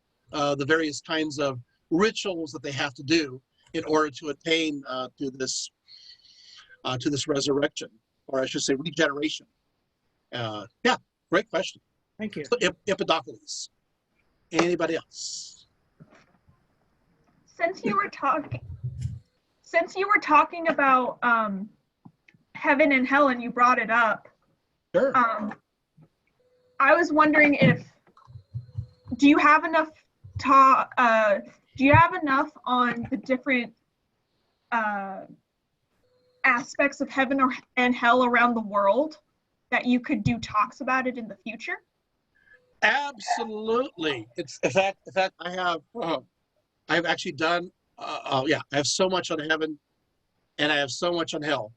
And the thing is, people don't realize, which is interesting, is people think that Christianity or Islam or some forms of Judaism is the only one that has a heaven or hell-like place. And it comes to many people's a surprise that you're going to have within Buddhism hell-like or heaven-like dimensions or places. They're not necessarily heaven and hell, but they have all the things. One common theme is they're always pouring like molten lead down people's throats. I don't know why that's a universal, but it just seems to be, and they're always drowning people in waters over and over. And you're going to see that in Hinduism. You're going to see, you're going to see that in Buddhism. You're going to see that in Christianity, but not in scriptures. But you're going to see that in the apocalyptic works. You're going to see that, like for example, Peter. You're going to see that within some aspects of Judaism, especially you're going to see that within Kabbalic Judaism. So yeah, so there are essentially so much in the way of universals. And as I mentioned before, when it comes to Buddhism, they have their heavens down to an art.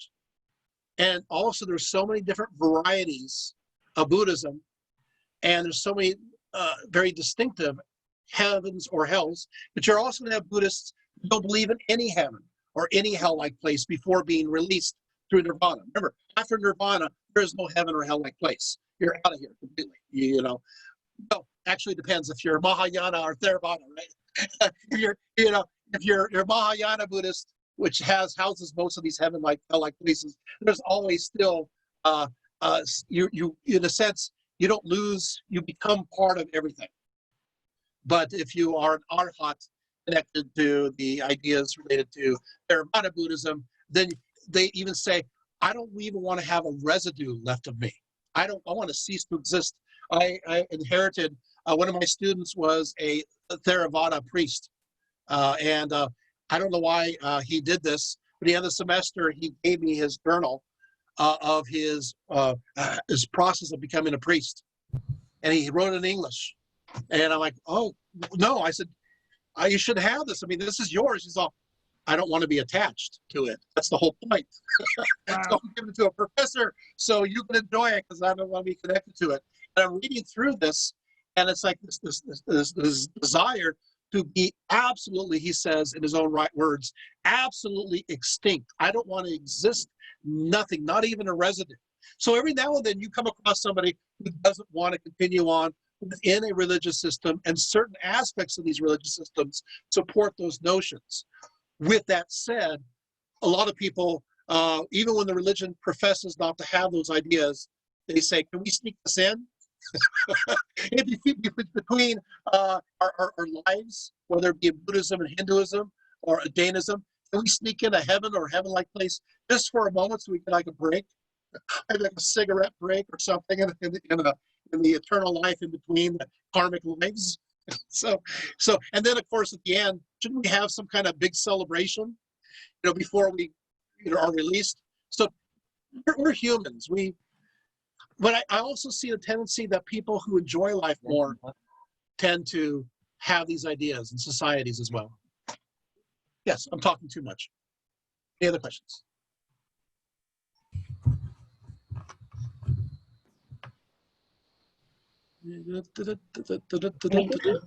I could talk forever.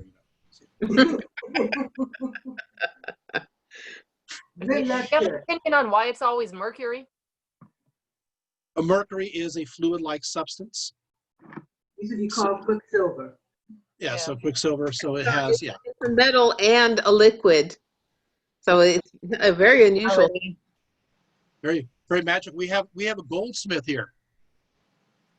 Margie's a goldsmith. Yes, I am. So you do alchemy. I've done alchemy for a long period of time. We didn't work with the mercury. That's nasty stuff. Don't you think we should drink it? Like it's No, prescribed? no. They say that's why the Mad Hatter was mad, is because they used mercury in the hat making. Yeah. If you lick your fingers and you're sewing, and the hat makers would go mad after a while from the mercury exposure. It's the term Mad Hat. Mhm. What about as a hatter. what about the potential for the word quicksilver referring to liquid silver? It's the same. At room temperature, silver is never liquid. It's not. It's But, silver in color, and colloid- it's a metal that moves, and because it's also liquid. Water with silver colloids is as liquid as mercury. I think the silver color has to do with it being like a mirror of the universe. So, right, James? Like the idea that it can mirror other things made it very important and magical. Scott's being modest. He's a scholar of Hermeticism and alchemy. Okay. So we have another resident scholar here. He's just being nice. Mercury's a really cool thing to play with, but it's not something that you want to drink. Oh, James, what's the how would you describe Abraham's bosom? Abraham's bosom is a place that we see, it's referred to in the Hebrew Bible or Old Testament, but it's also referred to in other writings that goes into the Hellenistic age. And basically, it's a place of repose. It's a place of comfort. It's a place that is still kept very vague. It is the alternative to the place where the worm dieth not. So the idea of this place where the worms that decay a body just keeps on perpetually eating away, almost like the regeneration idea that you're going to see with various intestines of various Greek and Roman, as well as other figures, where the bird eats of the intestines, and then it just regenerates. So the person keeps feeling constant pain. You're gonna see this idea, the worm dieth not, does that. So you're always feeling pain of death. So you're always suffering. So what will happen is that the place of repose, Abraham's bosom, is the opposite to that. So it's almost known from its, but it isn't. You know, not negative theology in that sense, but it's known for what it is, a place of rest. It could be a happy place. It could be a blissful place. They start adding ideas to it in a Hellenistic age, but by that point, you're developing a heaven-like place within many forms of Judaism. And many of those forms of Judaism, you're going to see that within, there's three major groups of Judaism in the second and first century CE. You got the Pharisees, you got the Sadducees, and you got the Essenes. And the Essenes, you see a lot of this articulation of this afterlife in their literature. A lot of this is connected to what's called the Dead Sea Scrolls.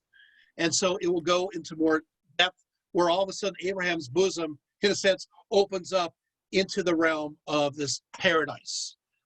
Very close to a Zoroastrian-like paradise, but you're going to add in this heavenly city of Jerusalem descending down. It's in a place of, it's almost like a Garden of Eden, or the return to the garden. Does that help? Yeah. When you said that, does that mean like, because I hear a lot of people in like the, they say like the more conservative Jews, they say that a castle will come down and heaven will return, and that'll be Yes. the new. That is the Holy Jerusalem. Yes. Cool. And that's another talk. I even have a talk where I talk about that and exactly where that's found. It is found in the Dead Sea Scrolls. So, and the Dead Sea Scrolls are not necessarily Essene writings, but the Essenes, many of them collected them. It's a whole other topic. Cool. Any other questions? Paula says, doesn't immortality perpetuate the concept of humans fearing death, as in what is, if there is no nirvana, there is no rebirth, does that also create the necessity for immortality in the human mind? And Paula, if you want to expound on that, go right ahead. Well, okay. I mean, I can already say that if you want to live forever, you don't have an idea of an afterlife. That's what the question is about. If you don't have an idea of an afterlife, then you want to keep on living as long as those four conditions I mentioned earlier are met for the most part. As long as we are, physically strong, or as long as we, we're mentally fit, as long as we can stay young, as long as we have some diversity, quality of life, then yeah. A lot of people, going, well, I don't believe in an afterlife. Why would I want this to end? I don't want to be dead like a dog. I don't want, So I guess I'm answering the question, maybe. I was thinking more along the lines of, we have this necessity or this imagination for immortality because the thought of just dying and having lived say it's a crappy life, and you go, oh no, I want to be immortal because this was not good enough. Does that kind of perpetuate the necessity is kind of what I meant. Oh, absolutely. From a strictly psychological perspective. No. Yeah. So, there you go. Take off the religion helmet. The psychology. Yes. That's it. That we're going to Jungian thought. No. It's a great coping mechanism. Absolutely. It gives us, But then again, if we have the idea of there's no afterlife, we do want to keep on being in this life as long as those other requirements. That's why I took so much time talking about these earlier requirements, because it really does qualify as well as quantify these perspectives. Which came first, the idea of an afterlife or the desire to be immortal? Oh boy, that is a really excellent question. Now I can obviously say I don't know. I could do that because that would be something like Socrates would do, and why not? But at the same time, I will just offer some ideas, throw it out. People don't want to die, and they do seem to want to live a little bit longer. And we do see this in the archaeological record. You do see signs that go back into the Neolithic age, even into the Paleolithic age, that people don't want it to end. So they seem to be very unsatisfied. Now, of course, you can take a look at the material culture and say, well, we're reading in our perspectives into the material culture. But so what we have to do is take the archaeological hat, and we have to put on our anthropology and our historical hat, and we have to look at precedents of the same ideas or rituals going on that enter into a literate age, or an age where people write some of these ideas down or record them down. But there's a consistency. There seems to be a connection. The meeting is So, still going on. so yeah. So in other words, so people. We take a look at the record and we realize that people show signs that they wish to live forever. They want to keep going. There's a big sign of living to get wanting to live forever is mummification. But going all the way back, you can see that people, of course, the question becomes, why do we use red ochre paint? What does ochre paint represent? When we take a look at the site of the Skull Cave from 70,000 BCE. And we take a look at the material culture and realize, hey, you know what? They painted these skeletons red after they had deteriorated, decayed. They cleaned their bodies and they painted them red. Well, why would they paint them red? What does red represent? Now, obviously, some people will say, well, this just can represent many different things. However, if you study what I do in ancient Anatolia, red is a symbol connected to life. We see this, and this goes into the writings of the ancient Greeks, especially those in Ionia, but you see that also within other writings, Luvian, for example, a Hittite. Red does represent life, blood. Well, that's fascinating. In fact, to this day, you're going to have ideas of eggs being painted red, looked at as a life force, or the astragalus on the fronts of temples. And we take a look and, hey, look, I have red paint on them. And so the idea is you want to have life continue. And maybe the idea that something could go on or protects this life force. Did I answer the question? Yeah, I think so. So you're saying that, I think you're saying that originally, originally in the afterlife, the idea of a continuation after this life. Yeah, we just don't want to. I imagine when life got better, that's when people started thinking about wanting to be here longer rather than wanting to be somewhere else. Yes, I think the best way to look at it is a glass half full as opposed to glass half empty. So you have the legacy of this diehard hope that maybe something will go on, and you see that in the archaeological record, the hope. And then as life gets better, it's like, and now that we maybe have this hope, life is pretty good here, maybe it reflects the life hereafter, we start to have more life, more time to think about new ideas, more leisure times to not only think about these ideas, but to write them down. And all of a sudden it becomes, hey, maybe it's this, maybe it's that. Visions from different plants and stuff probably contributed to their ideas of the afterlife. Yeah, in fact, you see plants as essential to concepts of the afterlife. You have, I didn't mention this because I skipped it in my notes. Skip a lot of things. This I wrote. This is 60 pages of materials I just gave you. But you have I'm an overachiever. I should stop. But you have like soma, which is also looked at as a sacred plant. It gives immortality to the gods beyond Amrita, and it is mentioned that, and it's a special plant. Sorry, I should say this. This is the best way to put it. There's an entire book in Hinduism that is connected to soma, and it's the fact that it's an elixir that gives eternal life. But they say that it no longer exists, and it's forbidden. I always love that. It's like, wait a minute. Wait, so it no longer exists and it's forbidden. Well, why is it forbidden if it's, so a lot of people think it's like a mushroom. Some people think it's some kind of, does mind altering, just like you see in many different tribal groups around this world. But it also becomes Homa in Zoroastrianism, which is also a plant that's pressed, that has an elixir life, and according to many stories, also has properties that connect to everlasting life. Now, these ideas we're going to see also just a little bit. I told you Mesopotamia, they're pretty pessimistic people, but there's always a few people that live long enough to go, hey, maybe I want to live a little bit longer. And so that those stories did get itself into the Epic of Gilgamesh with this plant that Gilgamesh finds that supposedly gives everlasting life. I mean, somebody had to have that belief. And there is records in Tanaic form. Some people believe this. This is not very popular in ancient Samaria and Babylon.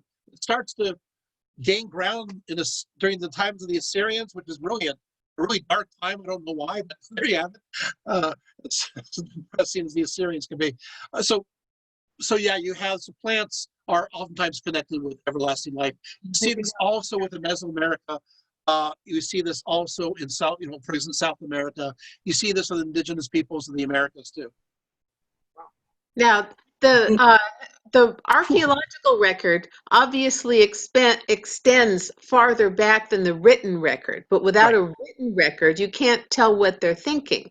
Right. So the very first written records, do they have references to eternal life or to an afterlife? In the they do. The first, I should say this. I'm gonna get qualify this. It depends. If we're talking about Mesopotamia, I gotta tell you, I have a friend who's a Syriologist, Tammy Snyder.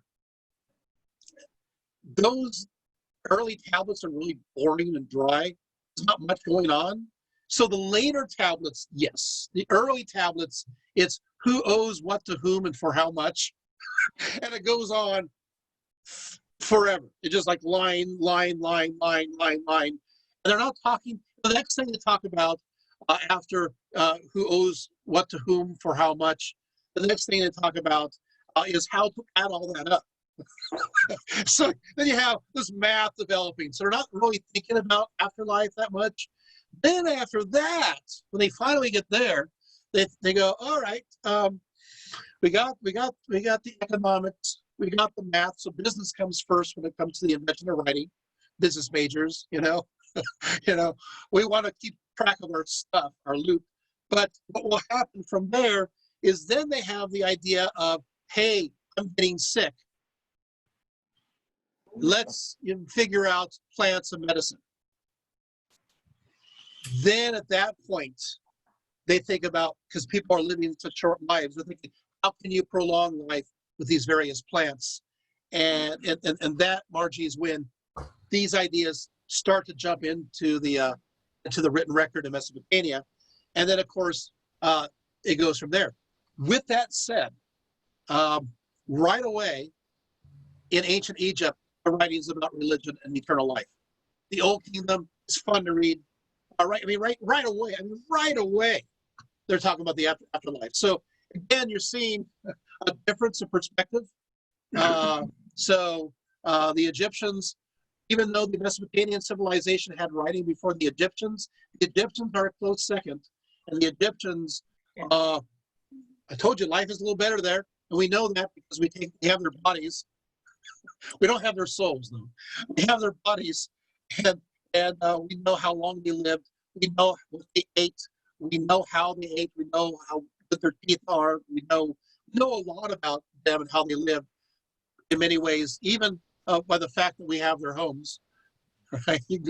So we know that they're more optimistic. So had the Egyptians invented writing, my answer would be they thought about the eternal life right away. They thought about eternity pretty quick. And I can talk about that too, to the point where, they thought that was connected to the physical body. They started, you take a look, they had these tomb structures. Basically in Arabic, it means like a bar of mud. But the mazbah, these bars, what happened is originally the Egyptians were buried in the ground. And because the soil is so dry, it preserved them. and they thought there's some kind of longevity or afterlife that seems to continue. And then when they decided, hey, we're going to be fancy, we're going to bury them above ground, whose bodies rotted fast.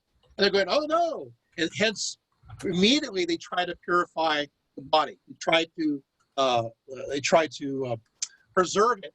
And then we have writing soon after that say why we're trying to preserve these bodies. These are sepulchres. These are places for some form of soul or spirit. So we know even almost right before even the writing, they're fascinated with living an eternal life, not internal. Maybe an internal life too. I don't know. That's why I love the Egyptians. Fun civilization. I was supposed to at one point teach a class on ancient Egypt at a university, and at the last minute, it didn't work out. But I have all those notes. That would have been fun. But I thought, but yeah, It's a good go on class. forever about the Egyptians. Any other questions?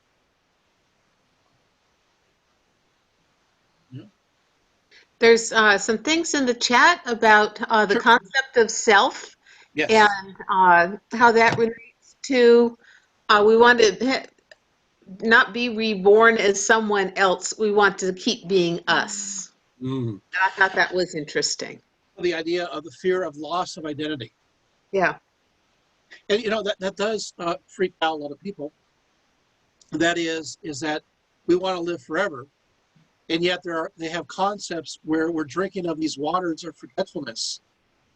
Well, then we forget everything. So, what's the point? And I may even want to add something to my list. Maybe we want to live forever. Well, I guess it has to do with obviously mental state. We want to be able to have the summation of our knowledge as time goes on. And I think it's interesting in the Orphic rites, the Orphic mysteries, you see that the answer to the equation is to drink from the lake of memory as opposed to the lake of forgetfulness, so that we remember not just this life, but all our past lives. And as a result of drinking of that water, we are instantly, if we're good, released and become of the gods. And you're going to see this concept in many forms of Hinduism too. So, if that makes sense. So the idea is we don't want to lose ourself. We don't want to lose who we are. And I think we're afraid of that. We don't want to become somebody else. Maybe, I don't know, maybe some of us would like to become somebody else, Just Yeah, it could regenerate like Doctor Who. regenerate, yeah, become cyborgs, or you're like Doctor Who, male, female, androgynous, who knows, going through alien, whatever, why not? Diversity is the spice of life. Why not next time become something else interesting? I don't. As long as you retain our memory, I think that's the most important thing. James, have you heard of the transhumanists? Have I heard of the transhumanists? Yeah. I'll be honest, no. Oh, well, that's a movement where they believe that technology will allow us to live forever. Oh, I do know about that. I just don't know the term. Yeah. Very much into that idea of extending life by becoming a cyborg or something thereof. The great singularity, right? The moment it's supposed to happen, what, in 2050? Yeah, something like that. So if we could all live to 2050, we might make it. Yeah, we can make it. Just try. Or you could always staying awake for 6 days and 6 nights. That seems to be right. Doesn't seem to be the easiest one, right? Or we could all be frozen. Huh? We could all be frozen, put in hibernation tanks, and awakened whenever we get to turn into cyborgs. Yeah. Oh yeah, we could do that too. Yeah. Yeah. Yeah, that's a kind of eternal life if you're frozen and just waiting for whatever comes next. Yeah, you heard. My views on him are very mixed, so I'll just throw this in and I'll run away quickly. You guys ever heard of Elon Musk? Oh, okay. Yeah, so that's why I'm saying it quickly and running away. He's developing this virtual thing that goes into your head. You guys heard about this? So when it cuts into your cranium, it's like a little. I heard an interview with him speaking about this that came out in April, so it's pretty recent. And what it does is it's connected to on the plate of your head, and it has apparently some other, but it puts wires into your brain. And what it does is re-electrify your brain and restore the various neural pathways.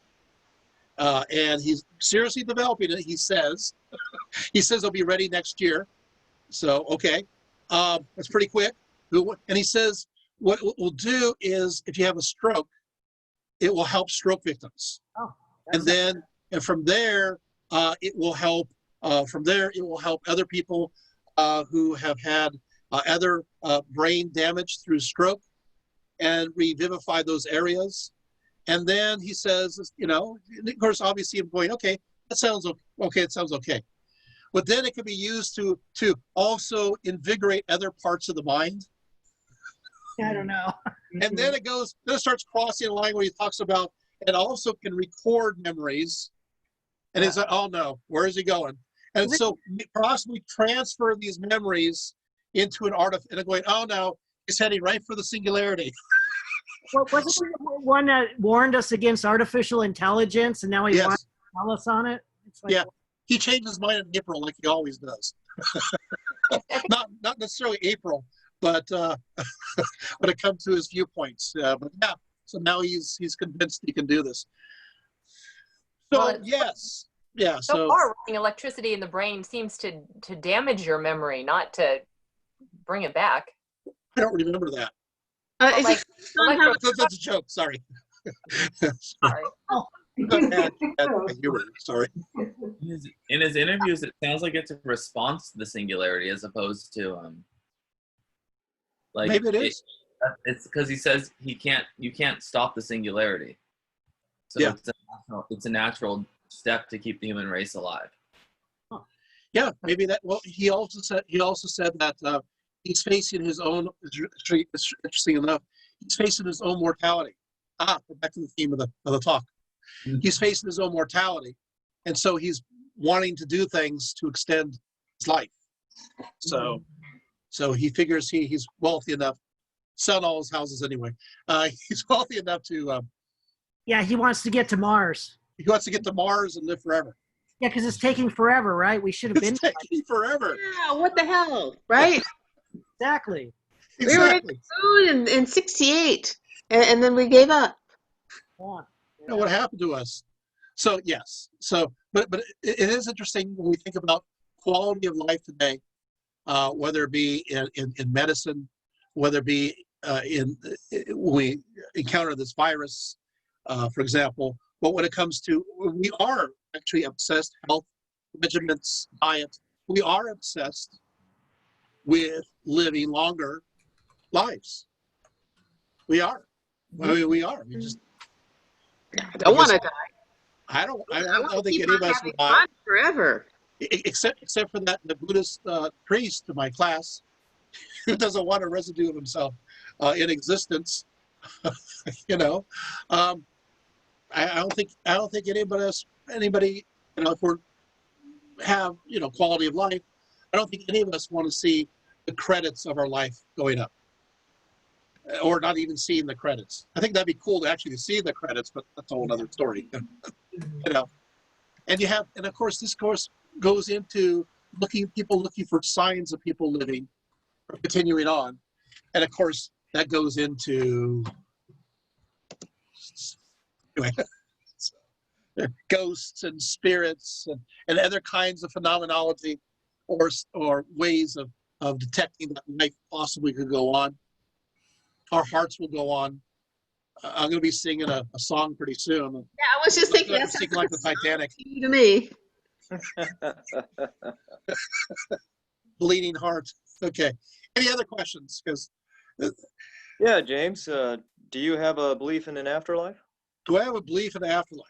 Okay, so since there's less people here, I can actually talk about it. But then again, it'll be recorded, so. But I can say this. Recording anytime you want. Whoever's recording will end up missing. Okay, so but I can be vague. Okay. I can do this very vague. So this is a good story that can be preserved. Okay, so do I believe in afterlife? The best way is, I was 17 years old. I was at the beach with my friends. We're having a great time. This was south of Hotel del Coronado. And we got this great army raft, and huge, and happened to be El Nino because I was 17 and not thinking. And so the waves are gigantic, enormous. And we got this huge army raft, and army rafts have all these ropes and cords and everything else. And so the army raft went over these gigantic waves. And then all of a sudden we saw this giant wave that just kept going and going and going. Everybody jumped off. I was in the middle. I couldn't get out in time. And I was caught in the tube. And it crashed down on me. So I had this interesting experience where I can't breathe for a very long time. I had salt water going into my mouth and into my throat. I went through this whole passing out fun. I saw a light. I did see a light. I did see something. And I won't say any more about that. Does that make sense? But I did experience something that seemed very unusual. Now, it could be something that has to do with the brain losing oxygen, because that happens, the brain shutting down. There's a whole bunch of psychological reasons for this. Neuroscience doesn't. Neuroscience, you can go there. And there's a whole bunch of other things that I could say. But the problem is, it was, again, we're being recorded. It was too well articulate, too interesting to seem like the brain is just shutting down slowly but surely. So something seemed to be carrying on, if that makes any sense, where I was looking at myself. Does this make any sense? Yeah. And I'm going, how can I know certain things? And after that point, I found myself on the beach being resuscitated. So Fred Ken Shimmer rescued me, but that was, so yeah. So if I answered your question, pretty good. So a sense of something else out there, but you were still alive, so not exactly an afterlife. No, but I felt myself not being myself or pulling away from myself. And so, there's a few people here, even in this group here, had experiences like that. It doesn't mean it's evidential. Are you guys following? It doesn't mean it's evidence of anything. Mm-hmm. It could be nothing at all. But at the same time, I think the problem with us today is that we immediately say, it is not that. Does that make sense? So we go to the immediacy that it's not that. I like living in the realm of in between. I like saying, oh, maybe not that at all. But it may be something, and who am I to know? Does that make sense? Who am I to fully know what the experience is? And so I don't think everything can be qualified or quantified scientifically. But at the same time, if somebody says it's this, it's the brain shutting down, I'll be the first one to go, yeah, maybe it is. Does that make sense? I'll be the first to say, yeah, okay, possibly. But if somebody says, hey, maybe you did experience this, if I articulated more, gave you more information than I'm giving you now, then, yeah. And a person will say, hey, maybe it's this. And I'll go, yeah, maybe it is. So, but do I think there's an afterlife? I look at the summation of all human knowledge, and I think it's hubris to say there's no absolute certainty that there is no absolute afterlife. See what I did? I played a game there. You're sure a lot of So I did the tap dance. There's the tap dance. So I think dodging the bullet, huh? Yeah, dodge the bullet right there. Well, never say never. Don't give up on science just yet. Never say that. There are no atheists in foxholes. Sure, there are. Say that. But but looking at the religion, the other thing that's interesting is that it may have to do a lot with human psychology, and that is, it's amazing how similar people's afterlives appear. or views on the soul. They seem so different at first, but then you get to the root, you're like, because we're just all humans. But the question is, how much is it from our psychology and how much is it from something else? We're back to that same conundrum, we don't know. Well, and how we interpret reality manifests differently, but in the end, we're still all human, so there's going to be plenty of overlap. yeah, is it part of a human experience? Are we a soul? I'm not going to quote C.S. Lewis, but soul having a human experience and all that stuff. But yeah.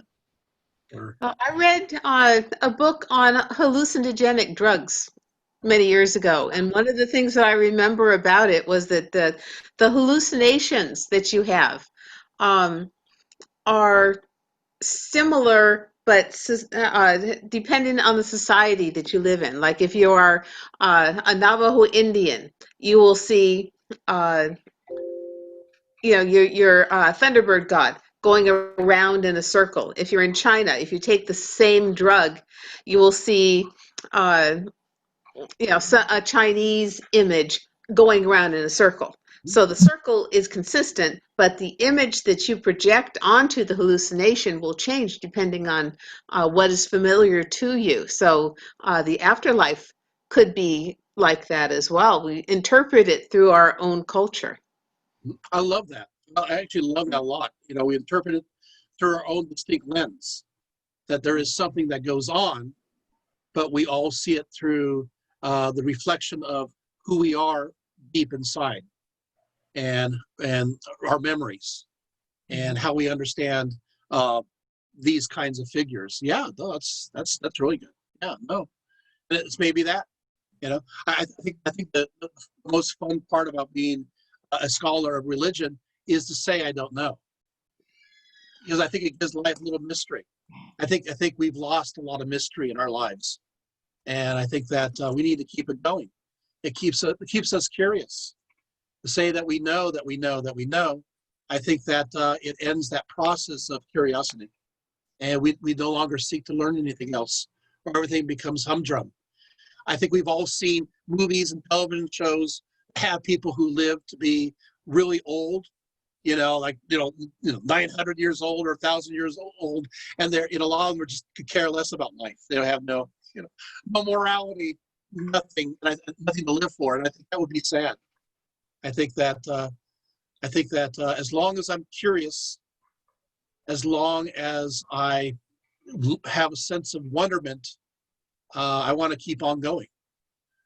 But the moment that I have all the answers answered, all the I's dotted, the T's crossed, is the minute where I cross to the other side, or to nothing, to the great oblivion.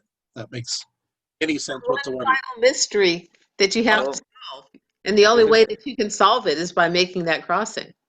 Yeah, something we will never, something we will never know on this side, if there is another side at all. Good place. That's the ending of The Good Place. Yeah. It's time to go on that 40-day retreat. Or 3-hour tour. 40-day retreat. James, I have a question for you. Yeah. From the experience that you were describing when you were 17, is there anything that's changed about you since then? Everything changed completely after that. Everything completely changed. Everything. How I viewed belief systems, how I looked at a tree, how I looked at the ocean, how I looked at somebody. Everything completely changed. It was very bizarre. And I've lived that way ever since. In fact, if I didn't have that experience, I wouldn't be talking to you right now. Wouldn't be even interested. Does that make sense? So I realize a certain vitality and enthusiasm. I realize that each day could be the extremely last day. I mean, this could be not just each day, each hour could be the last one. So I just feel each one up as much as possible, like a cup overflowing. Yeah. So I even afterwards, this won't make any sense but I would even see, it has nothing to do with the eyes. I would even see, like, notice the veins in the leaves and the way the dew and I mean, it's very, everything just popped out. And I used to write journals. They still do. I have journals solid from 1981 to 2003. It starts again 2006 to this day. Every day is recorded. There's a memory. And I think that, and I reread them. Do you write it for other people? No, I reread them for myself. And I reread to fully enjoy the experiences I had in the past. Because I think that, and I bring that into my constant memory. That helps. So life is to be cherished. I hope that answers. Yeah, so everything changed. I had a few epiphanies in my life. What you're saying there is often reported by people who experience near-death experiences. Yeah. So from a scientific perspective, I got a reboot.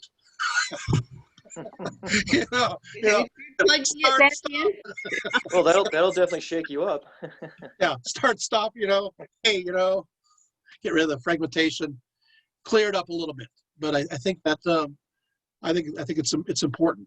Yeah, and I think this talk in and of itself is important, because I think that every single one of you and those who are no longer here in this as we're talking, will be thinking more about life and maybe seeing what the value is in it, and realize that you may spend time with somebody, but you may not spend that time again with that person.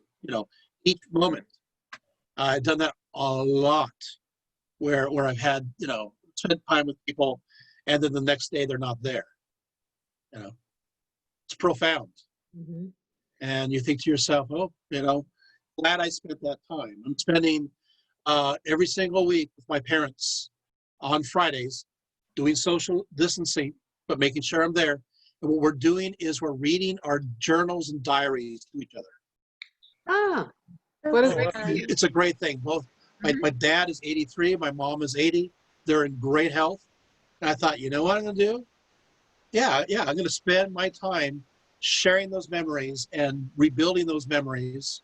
And we've been doing that during the whole quarantine. And I think that's, nice. Treasuring those moments, because you never know, because never know when that will end, but I do it. And I will treasure those times. Yeah. Any other questions? Really sweet. Huh? That's really sweet. Yeah. I treasure my parents. Anybody else? Any other questions? I have something to ask you. Okay. Thinking back to my days in anthropology, something I got out of my magic and religion course. I took a few of those. I've taught some of those. Yeah. Some little tidbit that the notion of a God is not universal, but the idea of the soul appears to be universal. Can you concur with that with your studies? Here's some typing. Got to Google it, right? No. I have too many answers.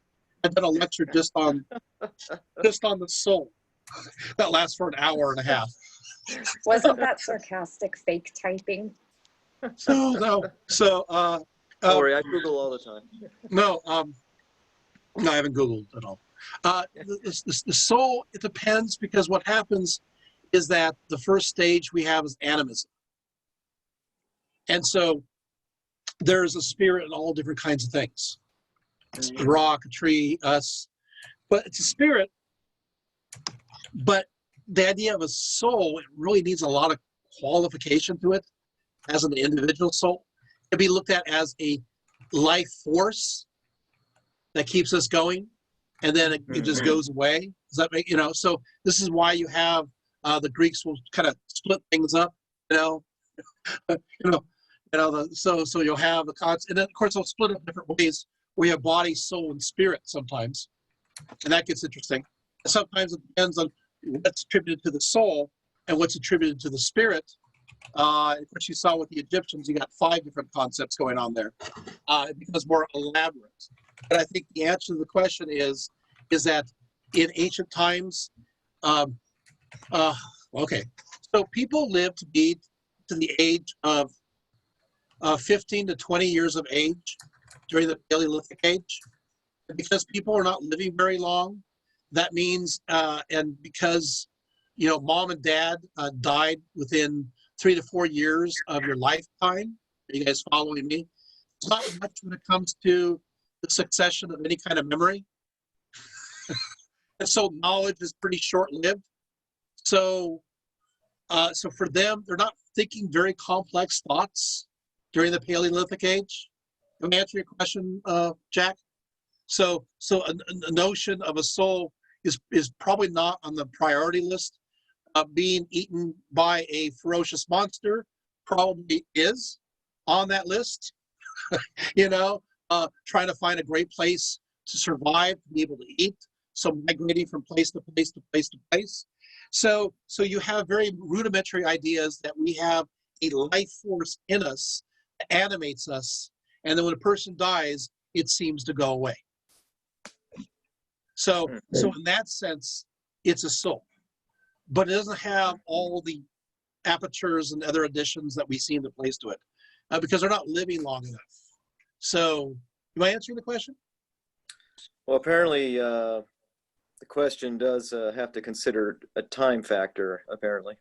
A time factor of being able to cognitize, being able to be evolved enough to understand something as complex as the soul. Now, you do have many scholars will say the fact that we dream gave people a belief in the afterlife. So this is theoretical. You're going to see this in writings from the 19th to 20th centuries. Even like William James talks about this in his writings, and that is the fact that we dream. Somebody dies, and we dream about the person who died. And so we think, that person must go on because I dreamed about him. And we've been able to, we all dream. You know, this little blueberry here, little doggy here, she dreams too, you know? Running away from something, you know? Or the kitty's little whiskers going, right? So we all dream, and we all dream of things that we see. And so that could be understood as, well, maybe this person, you know, I dreamed of dad who died when I was 4 years old, because this person is now 10, 11, you know, and they, he must continue to live on. Sorry. I know I'm a dead hard realist when it comes to the Paleolithic age. I'm no fun. I go through all the artifacts, go through the bones, bodies, I date them, I show how old they are, and I just ruin everybody saying, you know, not much is going on, and they're not living long enough to really enjoy much or think that much. And well, regarding my that's why question, the evolution takes forever. Huh? Yeah. Regarding my question, how about currently? Would you say that the soul or some concept of the life force or something of the kind is universal? There's always exceptions to every rule. I would say that it is more or less, but not quite. Think about Buddhism. Buddhism doesn't recognize a soul. There's no Atman. So, you know, so you have, and you still have animistic ideas and beliefs and perspectives in certain places of the world today. Like, for example, in Amazonia. So I can't even do that. So I would say that a lot of people do, you know, maybe the vast majority, but and then of course you have those people with the modern mindset who obviously atheist or whatever. What is the soul there? So we have to take that perspective in order too. The whole concept of the soul, it doesn't exist from that perspective, right? Yeah, for me, we're talking about electrochemical processes. Right. When I refer to the soul, I use it in a poetic sense. Yes. So referring to Jack on that one, an expert in his areas. He's also an archaeologist. So Yeah, I'll be your atheist consultant. Anybody? Atheist consultant archaeologist. We got to get a few archaeologists here, actually. So. Oh, really? So, Yeah. yes. Yeah. Huh? Who else Yeah, here? Anika too, over to the right there, from Germany. Oh, really? Is she Yeah, there? she's an archaeologist too. Greco-Roman. A wave? Yes. Greco-Roman archaeologist. Yeah. So there we have it. So yeah, all the way from where in Germany? Berlin. Is she there? She needs to unmute herself. Yeah, from Berlin. That's fine. Yeah, from Berlin. From Berlin. Hello from Berlin. Berlin is Hello. watching you and listening. Yes. So yeah, so we had 3 archaeologists here, and a goldsmith, and a few others, and of course a professor of Hermeticism and religion and Gnosticism sitting there, Scott down there. We don't see his face right now, so we got a few other. So some interesting people. We got a musician, photographer here, you know, and a artist and a shop owner on the upper left-hand side, that being Terry. So yeah, some lots of wonderful talent here. Somebody who's going off to Wales pretty soon, moving to Wales and living To life. herd, Huh? So, to herd sheep. Yep, herd. Yep, Really? Wow. Awesome. yes. So people Yeah, I was from only all, in Wales for a day and a night. It was beautiful there.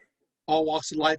I like to include everybody, but I don't know everybody's story, so I would add you guys too if I knew. So whatever occupation, I'm validating it right now. So look at me validating. Here it is. I'm gonna take one more photograph of the remnants of people. That sounds wrong, and I'm not gonna say it that way. So here's a remnant picture. The one that survived through the wilderness, went through the desert lands. Okay, so any last questions before I disappear? Well, Hannah put a comment here, which I find interesting. Yes, please do. Yeah. The threshold where immortality becomes monstrous, like vampires are modern tellings of beings who have become immortal through undivine means. Yes. Oh, here's my vampire. Yeah, and the funny thing is that will be a good topic for another time. See, the interesting part is I teach a course just on that topic. University, remember? Demons, the Undead, and the Monstrous Other at Cal Poly Pomona. I'm teaching 3 next semester on that. 3. There we go. Not just 1, but 3. And I think if we put that lecture together, we can get a good attendance. Yeah. I can do that. But my daughter wants me to do a talk, and I can do this talk, and I'll bring it up. She wants me to do a talk, and I don't know if she's overhearing me right now or not, that has to do with the mythology of the antebellum South and the legacy of that, of the myth of those ideas that go into the 19th, 20th centuries. Okay, very topical. So I mean, I could do that. I one of my degrees is including American history, and Oh, yeah. my dad's a famous Civil War historian. Very Just topical. Google Ronald Reedfeld, you'll see it everywhere. Yeah. I mean, every drink, every battlefield you can imagine. Yeah. But, yeah. So I mean, that's another topic I could do at some point. You know, so as long as we have, yeah. So it kind of brings information, but I'll just throw that out there. But yeah, there's lots of talks I could do. I'm doing the flood next time, so I'm going to go around, pull my legs up, and go, "Where's the flood? Where's the flood?" Shall I schedule that lecture, Jim? Which one? The antebellum South, the mythology of the antebellum South? Or is that too Yeah, complicated? let me come up with a good name. Okay. Yeah, not that one. And of course, we got to make sure we have a waiting room for that to make sure we don't get anybody that's a little interesting that would be part of the audience. So Yes, the counterpoint. yeah, so Anti-protesters coming and showing up. yeah. Well, I mean, my viewpoint would be obviously, I'll say it right off. It will definitely be anti-Confederate. So yeah, pro-union all the way. So the way they were there. How are we not anti-Confederate? I'm anti-Confederate. Oh yeah. Although I'm not as bad as Sherman. So don't worry. Yeah, I'm not going to do that. But Yeah, no. My dad did his PhD dissertation on the moral issue of slavery, and that was what started the Civil War. It's not the war between the states, and I have and I'll share that with you guys. I'll share all the primary sources where you'll walk out going, okay, it's definitely over slavery. I have so many sources that go back to even the 1840s, where they're wanting to secede over slavery. So it is the moral issue of slavery, center front of the whole issue. So it's not about a way of life. That way of life was slavery, and people who. The funny thing is, so many people in the South did not, who are poor and white, didn't gain anything from this mythology of antebellum South. With that said, you have to understand that slavery and how people change through time. And I think that after, how do I say this? I got the best way of saying it. People who are immersed in it do not necessarily know. Does that make sense? So it is accountability comes when a person realizes. That's where accountability comes about. And I make that very clear. There's some slave owners who became, after the war, fully against slavery. Does that make sense? Because they realize that. So we have to be very careful about that. It reminds me, for example, when Montezuma, he took the Spaniards up to the top of one of the pyramids, looking over, actually on top of the pyramid of the sun. And they're doing human sacrifice every 4 to 5 minutes on top of the pyramid of the sun. He's showing these conquistadors, he's saying, wow, take a look at the view of my beautiful city. Yeah. They're not seeing, they're looking at their city, human sacrifice. And he's like, look how beautiful. He got them to take a look how pretty it was on top, not the human sacrifice. He didn't even see it until they had to inform him, according to Bernal Diaz, that, hey, maybe this is not a good idea. It's all he knew since he was young. So we got to be very, very careful. Yeah. So, and there are some areas of gray areas. I will mention that I was partly raised by a Holocaust survivor, Corrie ten Boom, and she worked in the Dutch underground. She was thrown in a concentration camp, let go because of a clerical error. But the interesting part is that for Queen Wilhelmina, she supplied a list of people who were thought were Nazis that were working on the inside to help save the Jews that nobody knew about, and got them off death row. Does that make sense? Because it's a gray area. Are you follow? And see, the problem with us today is we're too cut and dry. That person's bad, statue goes down. But he did all these other things, and he was sorry about it and had a great life afterwards. Statue bad goes down. Washington, one of our great leaders who stepped down, they would have made him king. If you've ever read his speech at the end of his presidential term, it makes you proud to be an American. Yeah, yeah. He owned slaves. Yeah, yeah. So I mean, of our country, we don't go tearing his statue down just because he owned slaves. Oh yeah, so they did that in one city though. Yes, I know, and it kind of pisses me off. So we have to be very careful about historical revisionism. That's why I think that maybe this topic would be good, because what I'm going to do is bring everybody into the mindset and the indoctrination, right? And how the indoctrination, when people are immersed in it, they really don't know, which makes us question about how much is us and how much is outside of us. Yeah, definitely. Is it not true then that the South would not have grown economically without slaves doing the labor? Actually, slavery was not very productive for them. Huh. But we'll go into the statistics. That's another fun bit. I'll bring in economics too. It was almost a fascination with mode of life. They could have chosen other things of production. That's the best way to put it. Even though they're agrarian, yeah. So, but the cotton gin. Oh, I was going to say with the cotton gin, they realized that it was more efficient to have the mechanized method. Mechanization was always more efficient. Yeah. Interesting. So, but we'll go into those questions, maybe. You know, I want to go into also the mythology, because people, we create myths to support certain ideas, myth making. And what we saw happened after the South, it was horrendous with the South, the myth makers, what they created, because we really kind of. Oh, and I'm also going to be talking about a great president who's now looked at as a villain and one of the worst presidents of the United States. His name is Ulysses S. Grant. We find him at the very bottom of all these presidential lists as such a bad president.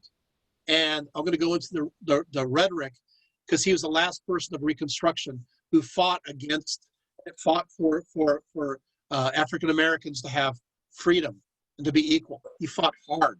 He passed all of these bills, tried and true to the end. And what happened after the failure of Reconstruction in 1877, they did everything they can to villainize him, to make him into a monster.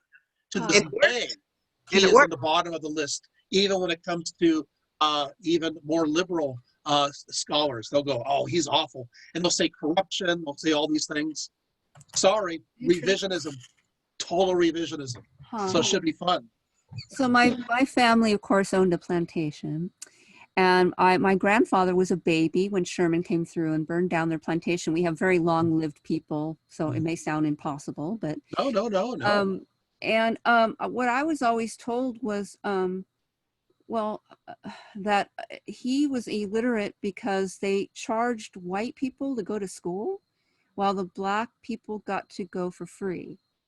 And so he only learned mathematics because he was working in the fields with little black children after school, and he learned from them. That kind of thing true? You had, under Reconstruction, you have enforced education of African Americans. It's sad. What happened is many of those who are of the rural areas that were not African Americans, but who were not wealthy, fell between the cracks a little bit. Kind of like our society in healthcare. And so you have that. I mean, that's, again, it's something of history, and it seems offensive, but it's a recording of history. Reconstruction, however, was very successful for a while, but it was, remember, the parties switched. It was the Southern Democrats that were against. Oh, I get so tired of pointing. They're the ones against Reconstruction, and the Southern Democrats were the ones that kept pushing for these ideas related to putting African Americans back into bondage. And then what happened is after, or send them to Liberia. Yeah, starting with very slow, but starting with Woodrow Wilson, and then really with Franklin Roosevelt, you have the beginning of the switching of the parties. Eisenhower fits in both as a Republican and as a Democrat, but you have the switching of ideology, and that continued. And now today, Democrats are really Republicans, and Republicans are really Democrats. But my point kind of is the party that of Abraham Lincoln is actually the Democrat Party. But just throw that one in. Right. Big government, central authority. Making the money shared by all the states. The centralization of that. Federal government, transcontinental railroad, canals. He was into the federalization of the United States. Wait a minute, that's Democrat. Yeah. Wow. Ethical ideas, equality, helping. Government money now being extended to help various groups. Is this interesting? So just throwing that one out. So if Abraham Lincoln came in a time machine, came today, he'd be like going, well, what happened to my party? Yeah, and the Dixiecrats were the ones who kept trying to keep the poor whites and the black people from uniting for a common cause. Yeah. And they, forged racism to suit their ends. Yeah, so I'll talk about that. Does that sound interesting as a talk? Yeah, giving you absolutely. all the historical sources, telling you exactly who said what and when. I think that would be probably very important now, more than ever. And the sad part is nobody wins. In history, there are no victors. You'd say, well, Victors are the ones who survive and write about it. Yeah, Yeah, yeah. but there's always those who rewrite about it, and those who rewrite and rewrite about it. And all of a sudden, it's not as, so it changes. We evolve, and we look at historical information always in different ways. Good guys are suddenly becoming less good guys. Suddenly, they didn't do enough. Suddenly, oh, are they inept? Because we always see things through our vision, and we always evolve. Hopefully, we do. As a people, we become better. We do. Things seem like it's really bad right now, but you go in a time machine back to the mid-19th century, come back to this time and tell me how bad we are having it. Do you want to get sick in the mid-19th century? Does anybody want to get sick in the mid-19th century? Deal with those doctors, I don't know. I've had to fight for healthcare now, so. I know, but I mean, the same. They didn't have healthcare at all then, though. Yeah. True, but it's still better than it was in 1860. Right. Well, if the Yeah. disease Or at least was they had killing less the junk pills food. well. Oh yeah, that's why my mother was deaf from scarlet fever at age 4. Yeah. Lost her mother and half her family because no health care in what was it, the 20s, 20 something. Yeah. So I mean, it is something to think about, and I think that also when it comes to ethics, my daughter does a great rhetorical tool. She works with an extended education that kind of adds up from beyond the traditional education. She doesn't tutor; it's just additional information. She teaches speech and debate. She also teaches speech and debate at Cal State Fullerton. That's another one. But for her students, in this context, she does this. Many of her students are from East Asia and other places. And she says, okay, what we're going to do is we're going to we're going to start from the beginning of the United States. And we'll talk about who can vote. Okay, so white male with property, 1776. How you guys doing? and she goes through the various centuries, and and it's like okay, finally African American males, and finally those hands go up, and you realize that not much changes until we get into the 50s, 60s, and 70s. But for the most part, the majority of the students have their hands down. And I think that shows how far we've come when it comes to the democratic process. Yeah, I like Lauren's definition of privilege. I think that was his post that defined it as if the Supreme Court has never had to decide to give you full rights, then maybe you have privilege. Absolutely. Yeah. Absolutely. And I think that defines it. That says that we have changed. We have evolved. As much as I would like to go back to the times of the Roman Empire, and I would, just to visit, at first, I'd say 2nd century Asia Minor, Ephesus, but as much as I would, I wouldn't survive very long. I'm not going to be living very long. It's going to be a short life. and I'll be regretting it probably not only days, but probably hours later. What did I do? Even if I knew the language and knew the customs, life is better. And I think that does feed into our ideas about a life everlasting as well. Uh-oh, back to the theme. Huh? So, I think it does feed into those ideas that we are better than we were. I hate to be too positive, but from a historical perspective, things are awful now. They're really bad. They are worse than they have been for a long time, and still things are way better. And so, I'm a central optimist here from the world. And the other part is, and you'll appreciate this, from a world perspective, things haven't gotten that much better in many places around the world. We're thinking we're doing so well, but there's many places of the world where things are not as good, and it hasn't been good for a very long time. And I think we have to be careful that we have sometimes a Western perspective of things. And we have to be careful because there are many people suffering, and are suffering in many ways the same way they have been suffering for generations in other places. I think that one of the reasons why, and I think this is very valid, that things feel as bad as they do, is because, well, I mean, look who's running the country right now. Yeah. That's why, that's one of many symptoms of why life is hell right now, because even during national emergencies and times of, you know, when things were bad, right. You know, going through wars and previous pandemics, it kind of seems in contrast that at least we had more or less a government to fall back on, that we could somewhat, you know, That was competent? Yes. So we don't have that now. Lost our safety net. We don't have that.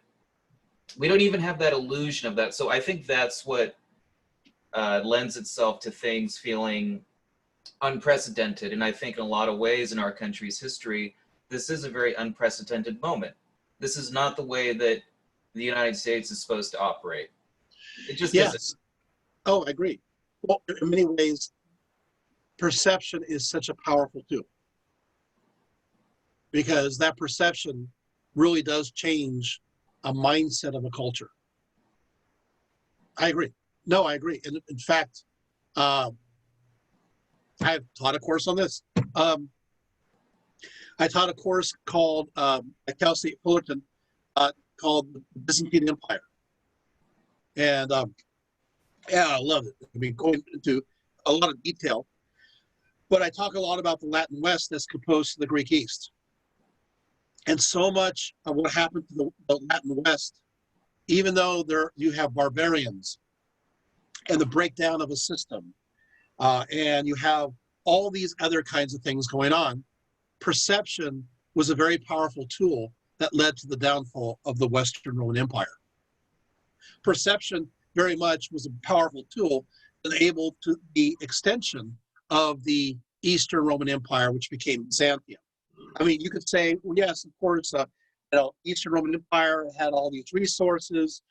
Yes, they had, the roads were better organized, better infrastructure. We can go down the whole list. But the funny thing is, the Western Roman Empire had those things too. It did, and especially Gaul or France. But there was a perception. There's a fatalistic perception that entered in, very much, I think, connected with Augustinian thought, but others.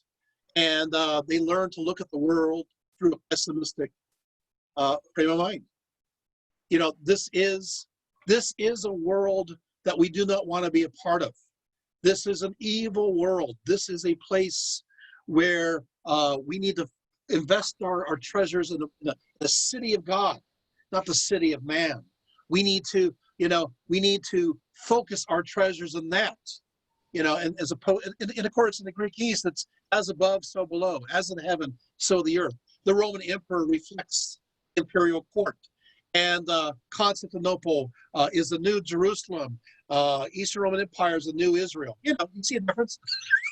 I mean, I'm really summing up in a really short way an entire semester, but there's so much evidence for it, and I'm worried for the United States, and what you just said, it's kind of fun to point down, see there, that I'm afraid that we're going to build into that idea that will enable our own collapse.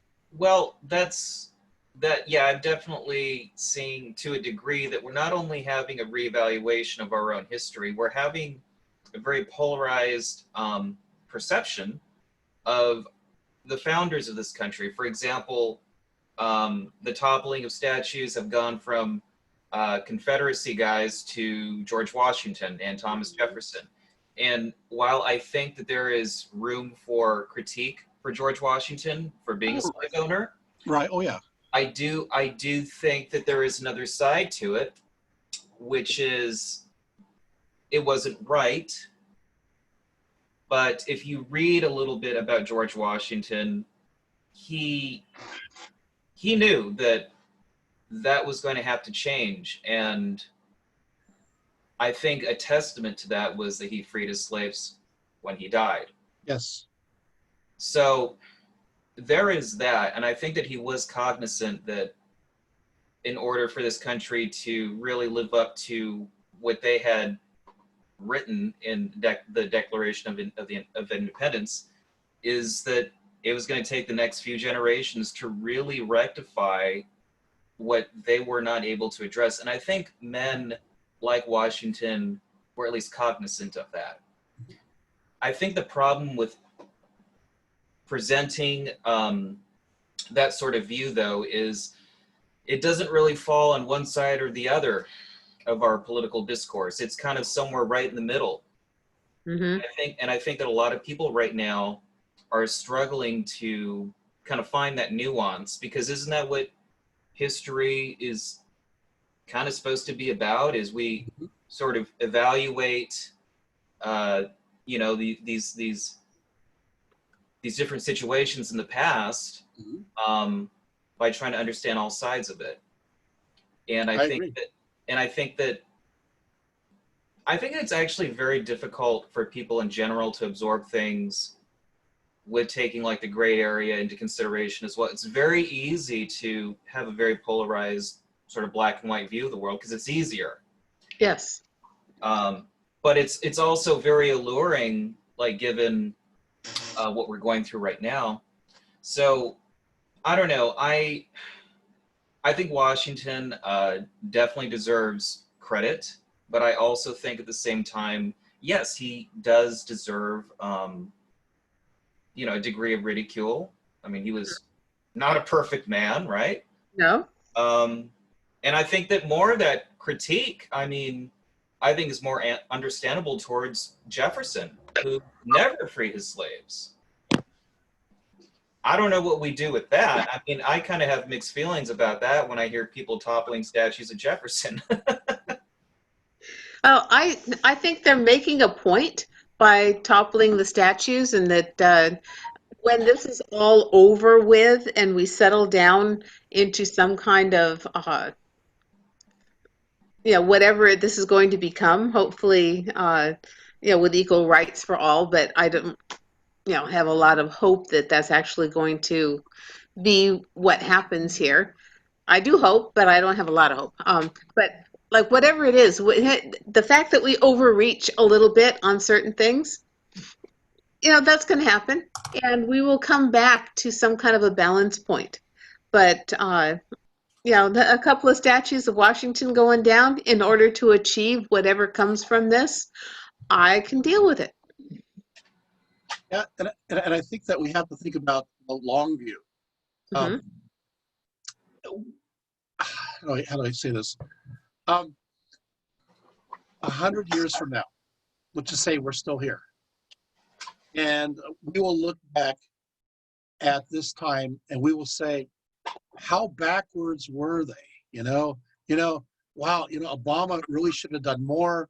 You know, people are angry. You know, and why didn't they pass this? I mean, we obviously know we are all absolutely equal in every way. What I'm saying is, there's always a 2020 of those people who are in generations after us that will judge us today at this moment of what we do.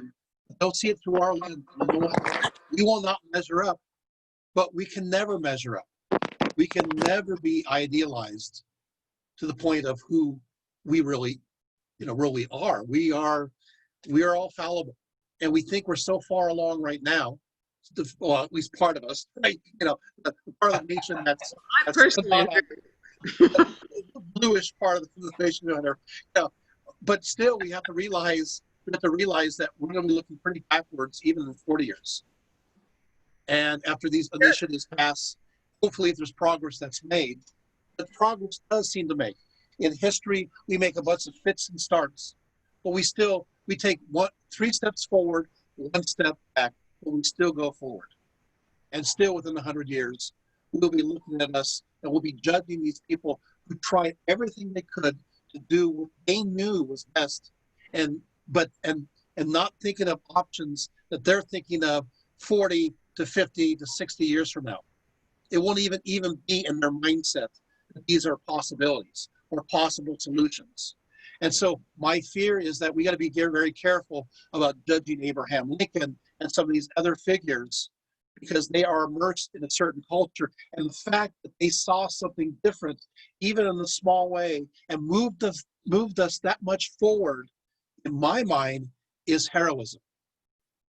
And we cannot put him or put them as, we cannot be their judge and executioner within a 21st century context. Agreed. We have to judge them from the time that they live in. Yep. And from that time they live in, whether they advanced us or we regressed.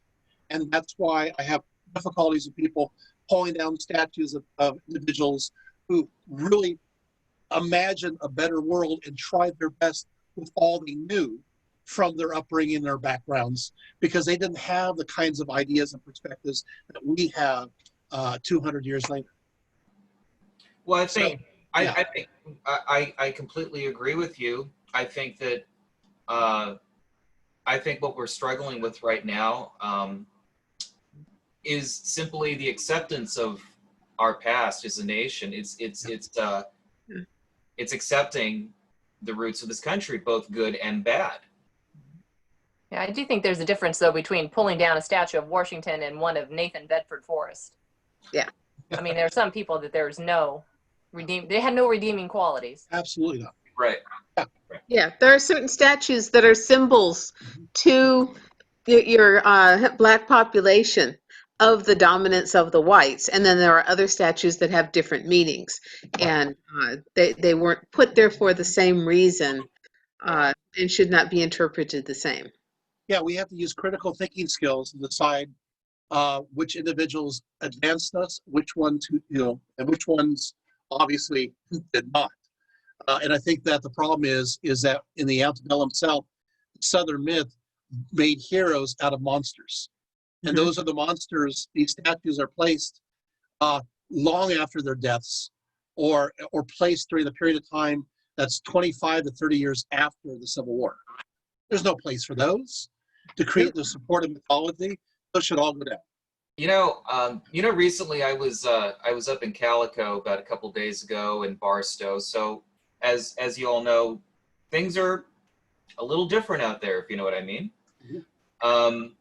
I saw probably one of the most bizarre / offensive things at one of the gift shops in Calico, which is so funny because I never would have imagined going into a gift shop at a place like Calico that's like supposed to be like really family friendly and being offended by something and shocked. But it was this huge dream catcher. Get this, a dream catcher, and in the center of it was an image of an American bald eagle with 2 Confederate flags. I've seen pictures of that, yeah. It's like, how do you even put those 3 things in the same picture? And who's buying it? Also true. That really pisses They would me not off. sell it unless people were buying. It's so something that gives me a lot of hope, though, is the NASCAR drivers. They've got the, I forget his name, but the black NASCAR driver who put Black Lives Matter on his car and then found a noose in his garage. The other NASCAR drivers marched him out onto the track in support of his position and, to take a stand with him. And that's NASCAR. You just don't get much more white Southern than that. And did you notice all of them in their suits? They had different colors for different teams. They really looked like a little bit of a pride parade. I'm sure that was not intentional. That's really what Don't tell them that. That might be pushing it too far. Yeah. Probably true. Yeah. Well, I think that the summation of things that we just have to be careful. And good night, Dorian. Good night, Dorian. Bye. Oh, what's happened? Oh, Dorian. Dorian, and just make sure that strive hard to judge people from the context of their age, their period of time that they thrived, and be careful with judging from this perspective. That's my main point, and I think that I think that because we're going to be judged the same way. So we have to be careful during this time. I think that the world is watching us right now, but I think that generations after us are watching us during this time too, and we will be judged, maybe even look more closely for what we do. Well, that's interesting. Is that the ghost in the That. machine? Right. Gremlins? I know it's. Was that there before? Or is this? What is that? John, is that you? It says John is talking. No? What is it? It's like a bug or something. Okay. Yeah. Computer voice. Yeah. All right. Oh, any other That's some questions? strange whoopee cushion, I think. You guys have a great time. Is this fun? Great time. Yes. You guys, Good all right? times. So, yeah. This is. If you guys may not know, we do these kind of Zoom things every now and then. But I want to say that we're going to do 2 weeks from now. It's going to be a flood story. Is that right? Yeah, Mhm. on the 6th. Wait, July So- 8th. July 8th. And you know me, it's not going to be just me talking about flood stories. You know that, right?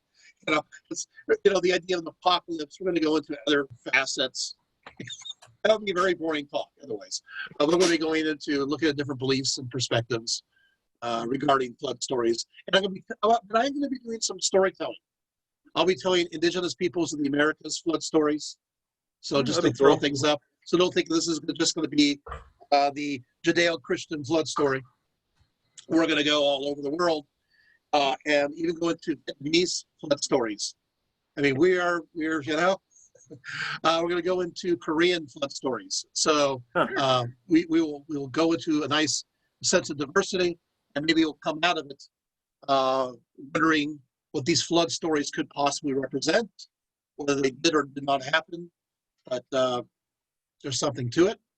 And then maybe after that, I'll be doing the antebellum South. Does that sound interesting? Yeah. Going into these issues. Oh, sure. The more facts we have to back our arguments up, the better off we are. You're going to be so dangerous. I'm sorry. Ooh, I like This that. information is it's so dangerous. I've many of you been to the South, and can I tell you a story just quickly? Okay, so my dad is he's the one who discovered the last photograph of Abraham Lincoln. I'll tell you more about that in a few moments. Very That's famous awesome. Civil War scholar. Anyway, so I'm in Arkansas, and I'm at Fort Smith, and I'm in an antique store, and I'm looking around, and there is nothing. There's Confederate flags everywhere, and he's very happy. He's showing off his stuff. He has all these Confederate bullets, Confederate guns. He has stacks of Confederate money. He says, yeah, we're discovering a lot in Fort Smith because we're tearing down the old Victorians, which of course I'm upset. And apparently many of these former Confederates were hiding their Confederate money in the walls. And so these are now, being sold. He's sitting there going, oh, you like the Civil War? And he's all, oh, I love the Civil War, he says, with his little breathing apparatus. And I said, oh, and I start talking about the Civil War. And going on and on because I was raised with a Civil War scholar, on the Union side. So he's looking at me.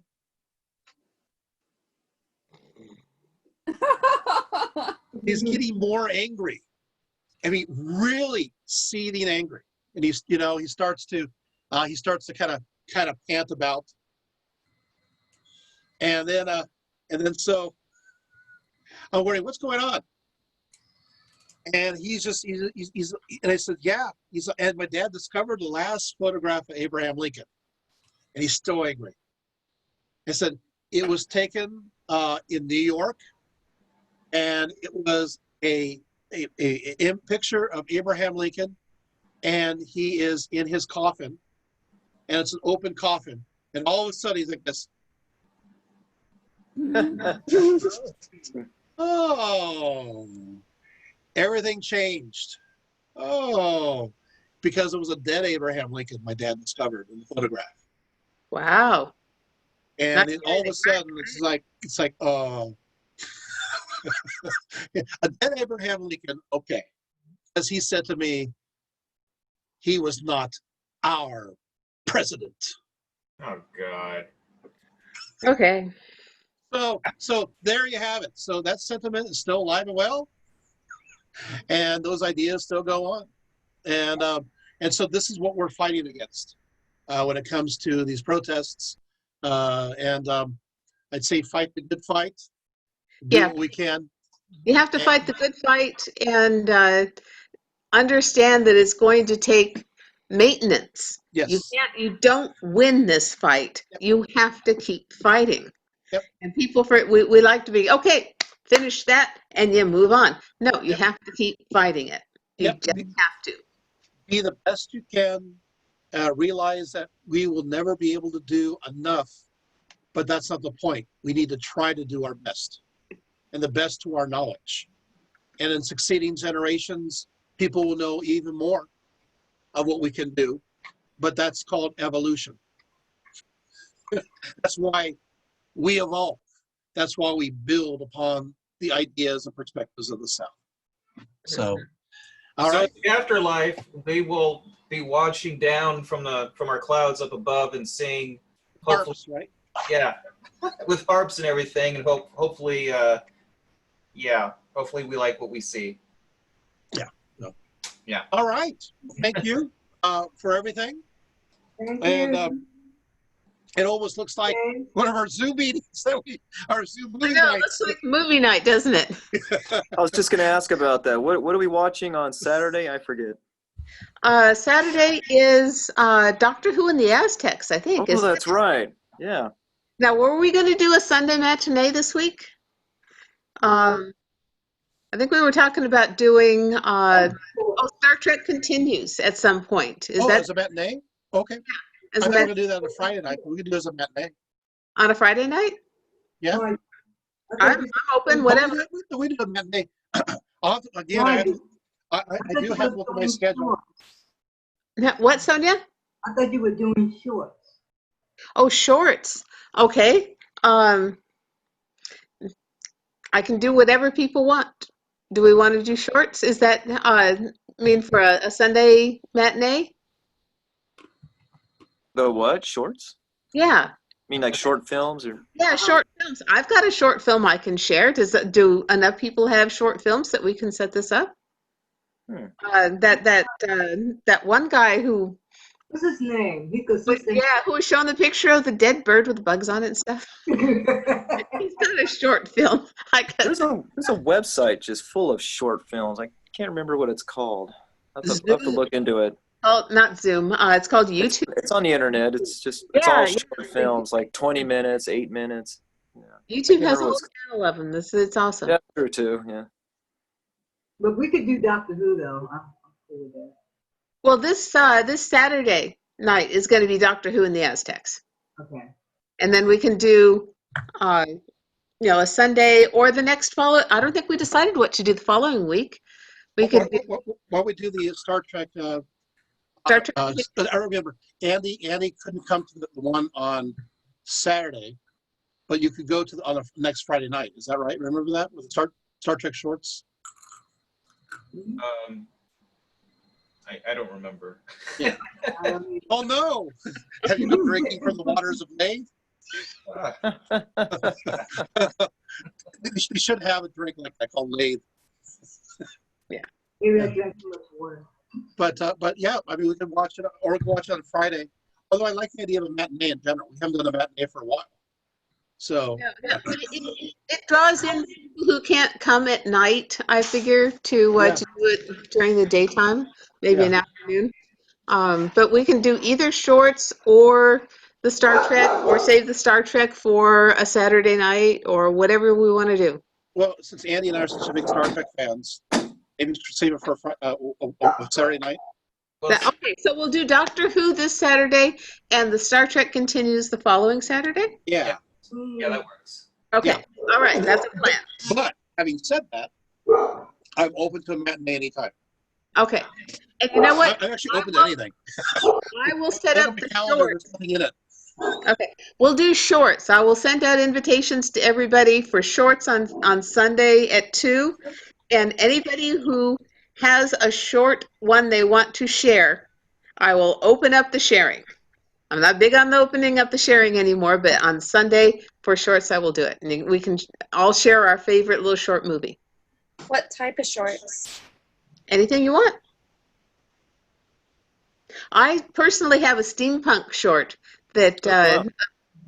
a friend of mine who graduated from Chapman University, it was his final project, and it's called Steampunked. Steam wrecked. It's really good. I enjoy it a lot. My personal copy is autographed by him, but I would share that. And if other people have little short movies that they would like to share, that might be an opportunity for everybody to think about it and come up with something. A little challenge here, you guys. Michelle, Dorian, and John, is this the first time that you've been to these Zoom things? Except, you were. Yeah, it's my first. Yeah, you were at the Margie's, but before. No? Yeah, she's I haven't home, been. but never to a Zoom. Never a Zoom though, but never a Zoom. Yeah. I know. Yeah. Yeah. So yeah. Yeah. Someday I would like Jim Shorts. Jim Shorts. Really? Oh, a pun even too far for James. That's really bad if James doesn't like that pun. I'm kind of proud of myself. Yeah, that's good. Yeah, now open to it. So, okay. All right. So Sunday is shorts. Was everybody able to hear during the talk at all? Yeah. Yeah. Okay, I heard it was fine. It wasn't garbled? The more people joined, the worse the audio got. So I'm thinking for the next one, I might announce to everyone that we're going to, I will mute everybody's video after a certain number of participants or something. So that could you hear me though? Was I unable to be heard or? It was just a bit choppy. Once more people, it helped a bit when everyone muted their mic, but when there were a lot of people that still had their video going, it had a lag and your voice would kind of with little bits. Okay. Well, hopefully you didn't miss anything. Right? No, I don't think anybody missed anything, but especially if we're recording it and people are going to be watching it later, better quality is something that we should strive for, I think. So do I go to this option, stop video? Is that what you're talking about? Yeah, you've got a little icon by your name. I pressed it now. So what do you see? Black, white? I don't see you at all. Oh, okay. There's no Jack. Anyways. Yeah, Hi, Jack. But I have a control. I can stop everybody's video. I can stop everybody's. I have control. I can. That's kind of frightening. Horizontal. I control the vertical. So I can, at that point or Start another, the revolution. I can just like stop everybody's video and increase the quality of the sound, maybe. I have the power. She has the power. I do.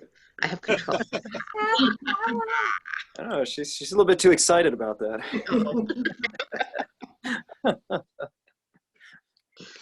We love you, Margie. Invitations will go out tomorrow for Saturday night and Sunday morning, Sunday at 2. You did a great job, Margie, doing this. Thank you. Thank you so much for facilitating it. Yeah. Thank you. My pleasure. We'll see you again on Saturday then. See y'all on Saturday. Michelle, you should come. Everybody here should come. If you're available, Dorian? you know you are welcome. Doran, would you like to come? Are you still there? He's invited. He's asking what time it is. What time is it? Oh, 8 o'clock. Huh? Oh. And John, whoever. All right, I'm gonna punch out. I'll see you guys on All Saturday. right. Thank you, Andy. Good night, Thank you for being Andy. here. All right. Good job, James. Thank you. Thank you. That's the first time you've ever heard me do a talk. It is virtually, yes. Yeah. Except, yeah. No. No, I really enjoyed it. Thank you. Thank you for being here. All right. Bye, everyone. Bye. Okay. Take care. All right. Good night, all. No, Margie, will you forward an invite to Dorian? Oh, Yes, you I will. will. Okay, Yes. perfect. Yeah, I think I'm friends with Dorian. Yeah, that'd be great. Well, he All just right. said a thank you, so I guess it worked. Okay. All right. So I will see you guys on All Saturday. right. All right. Thank you so much. Bye-bye. Thank you, Thank James. you. Good night, everyone. Everybody, take care. Thank you, Michelle.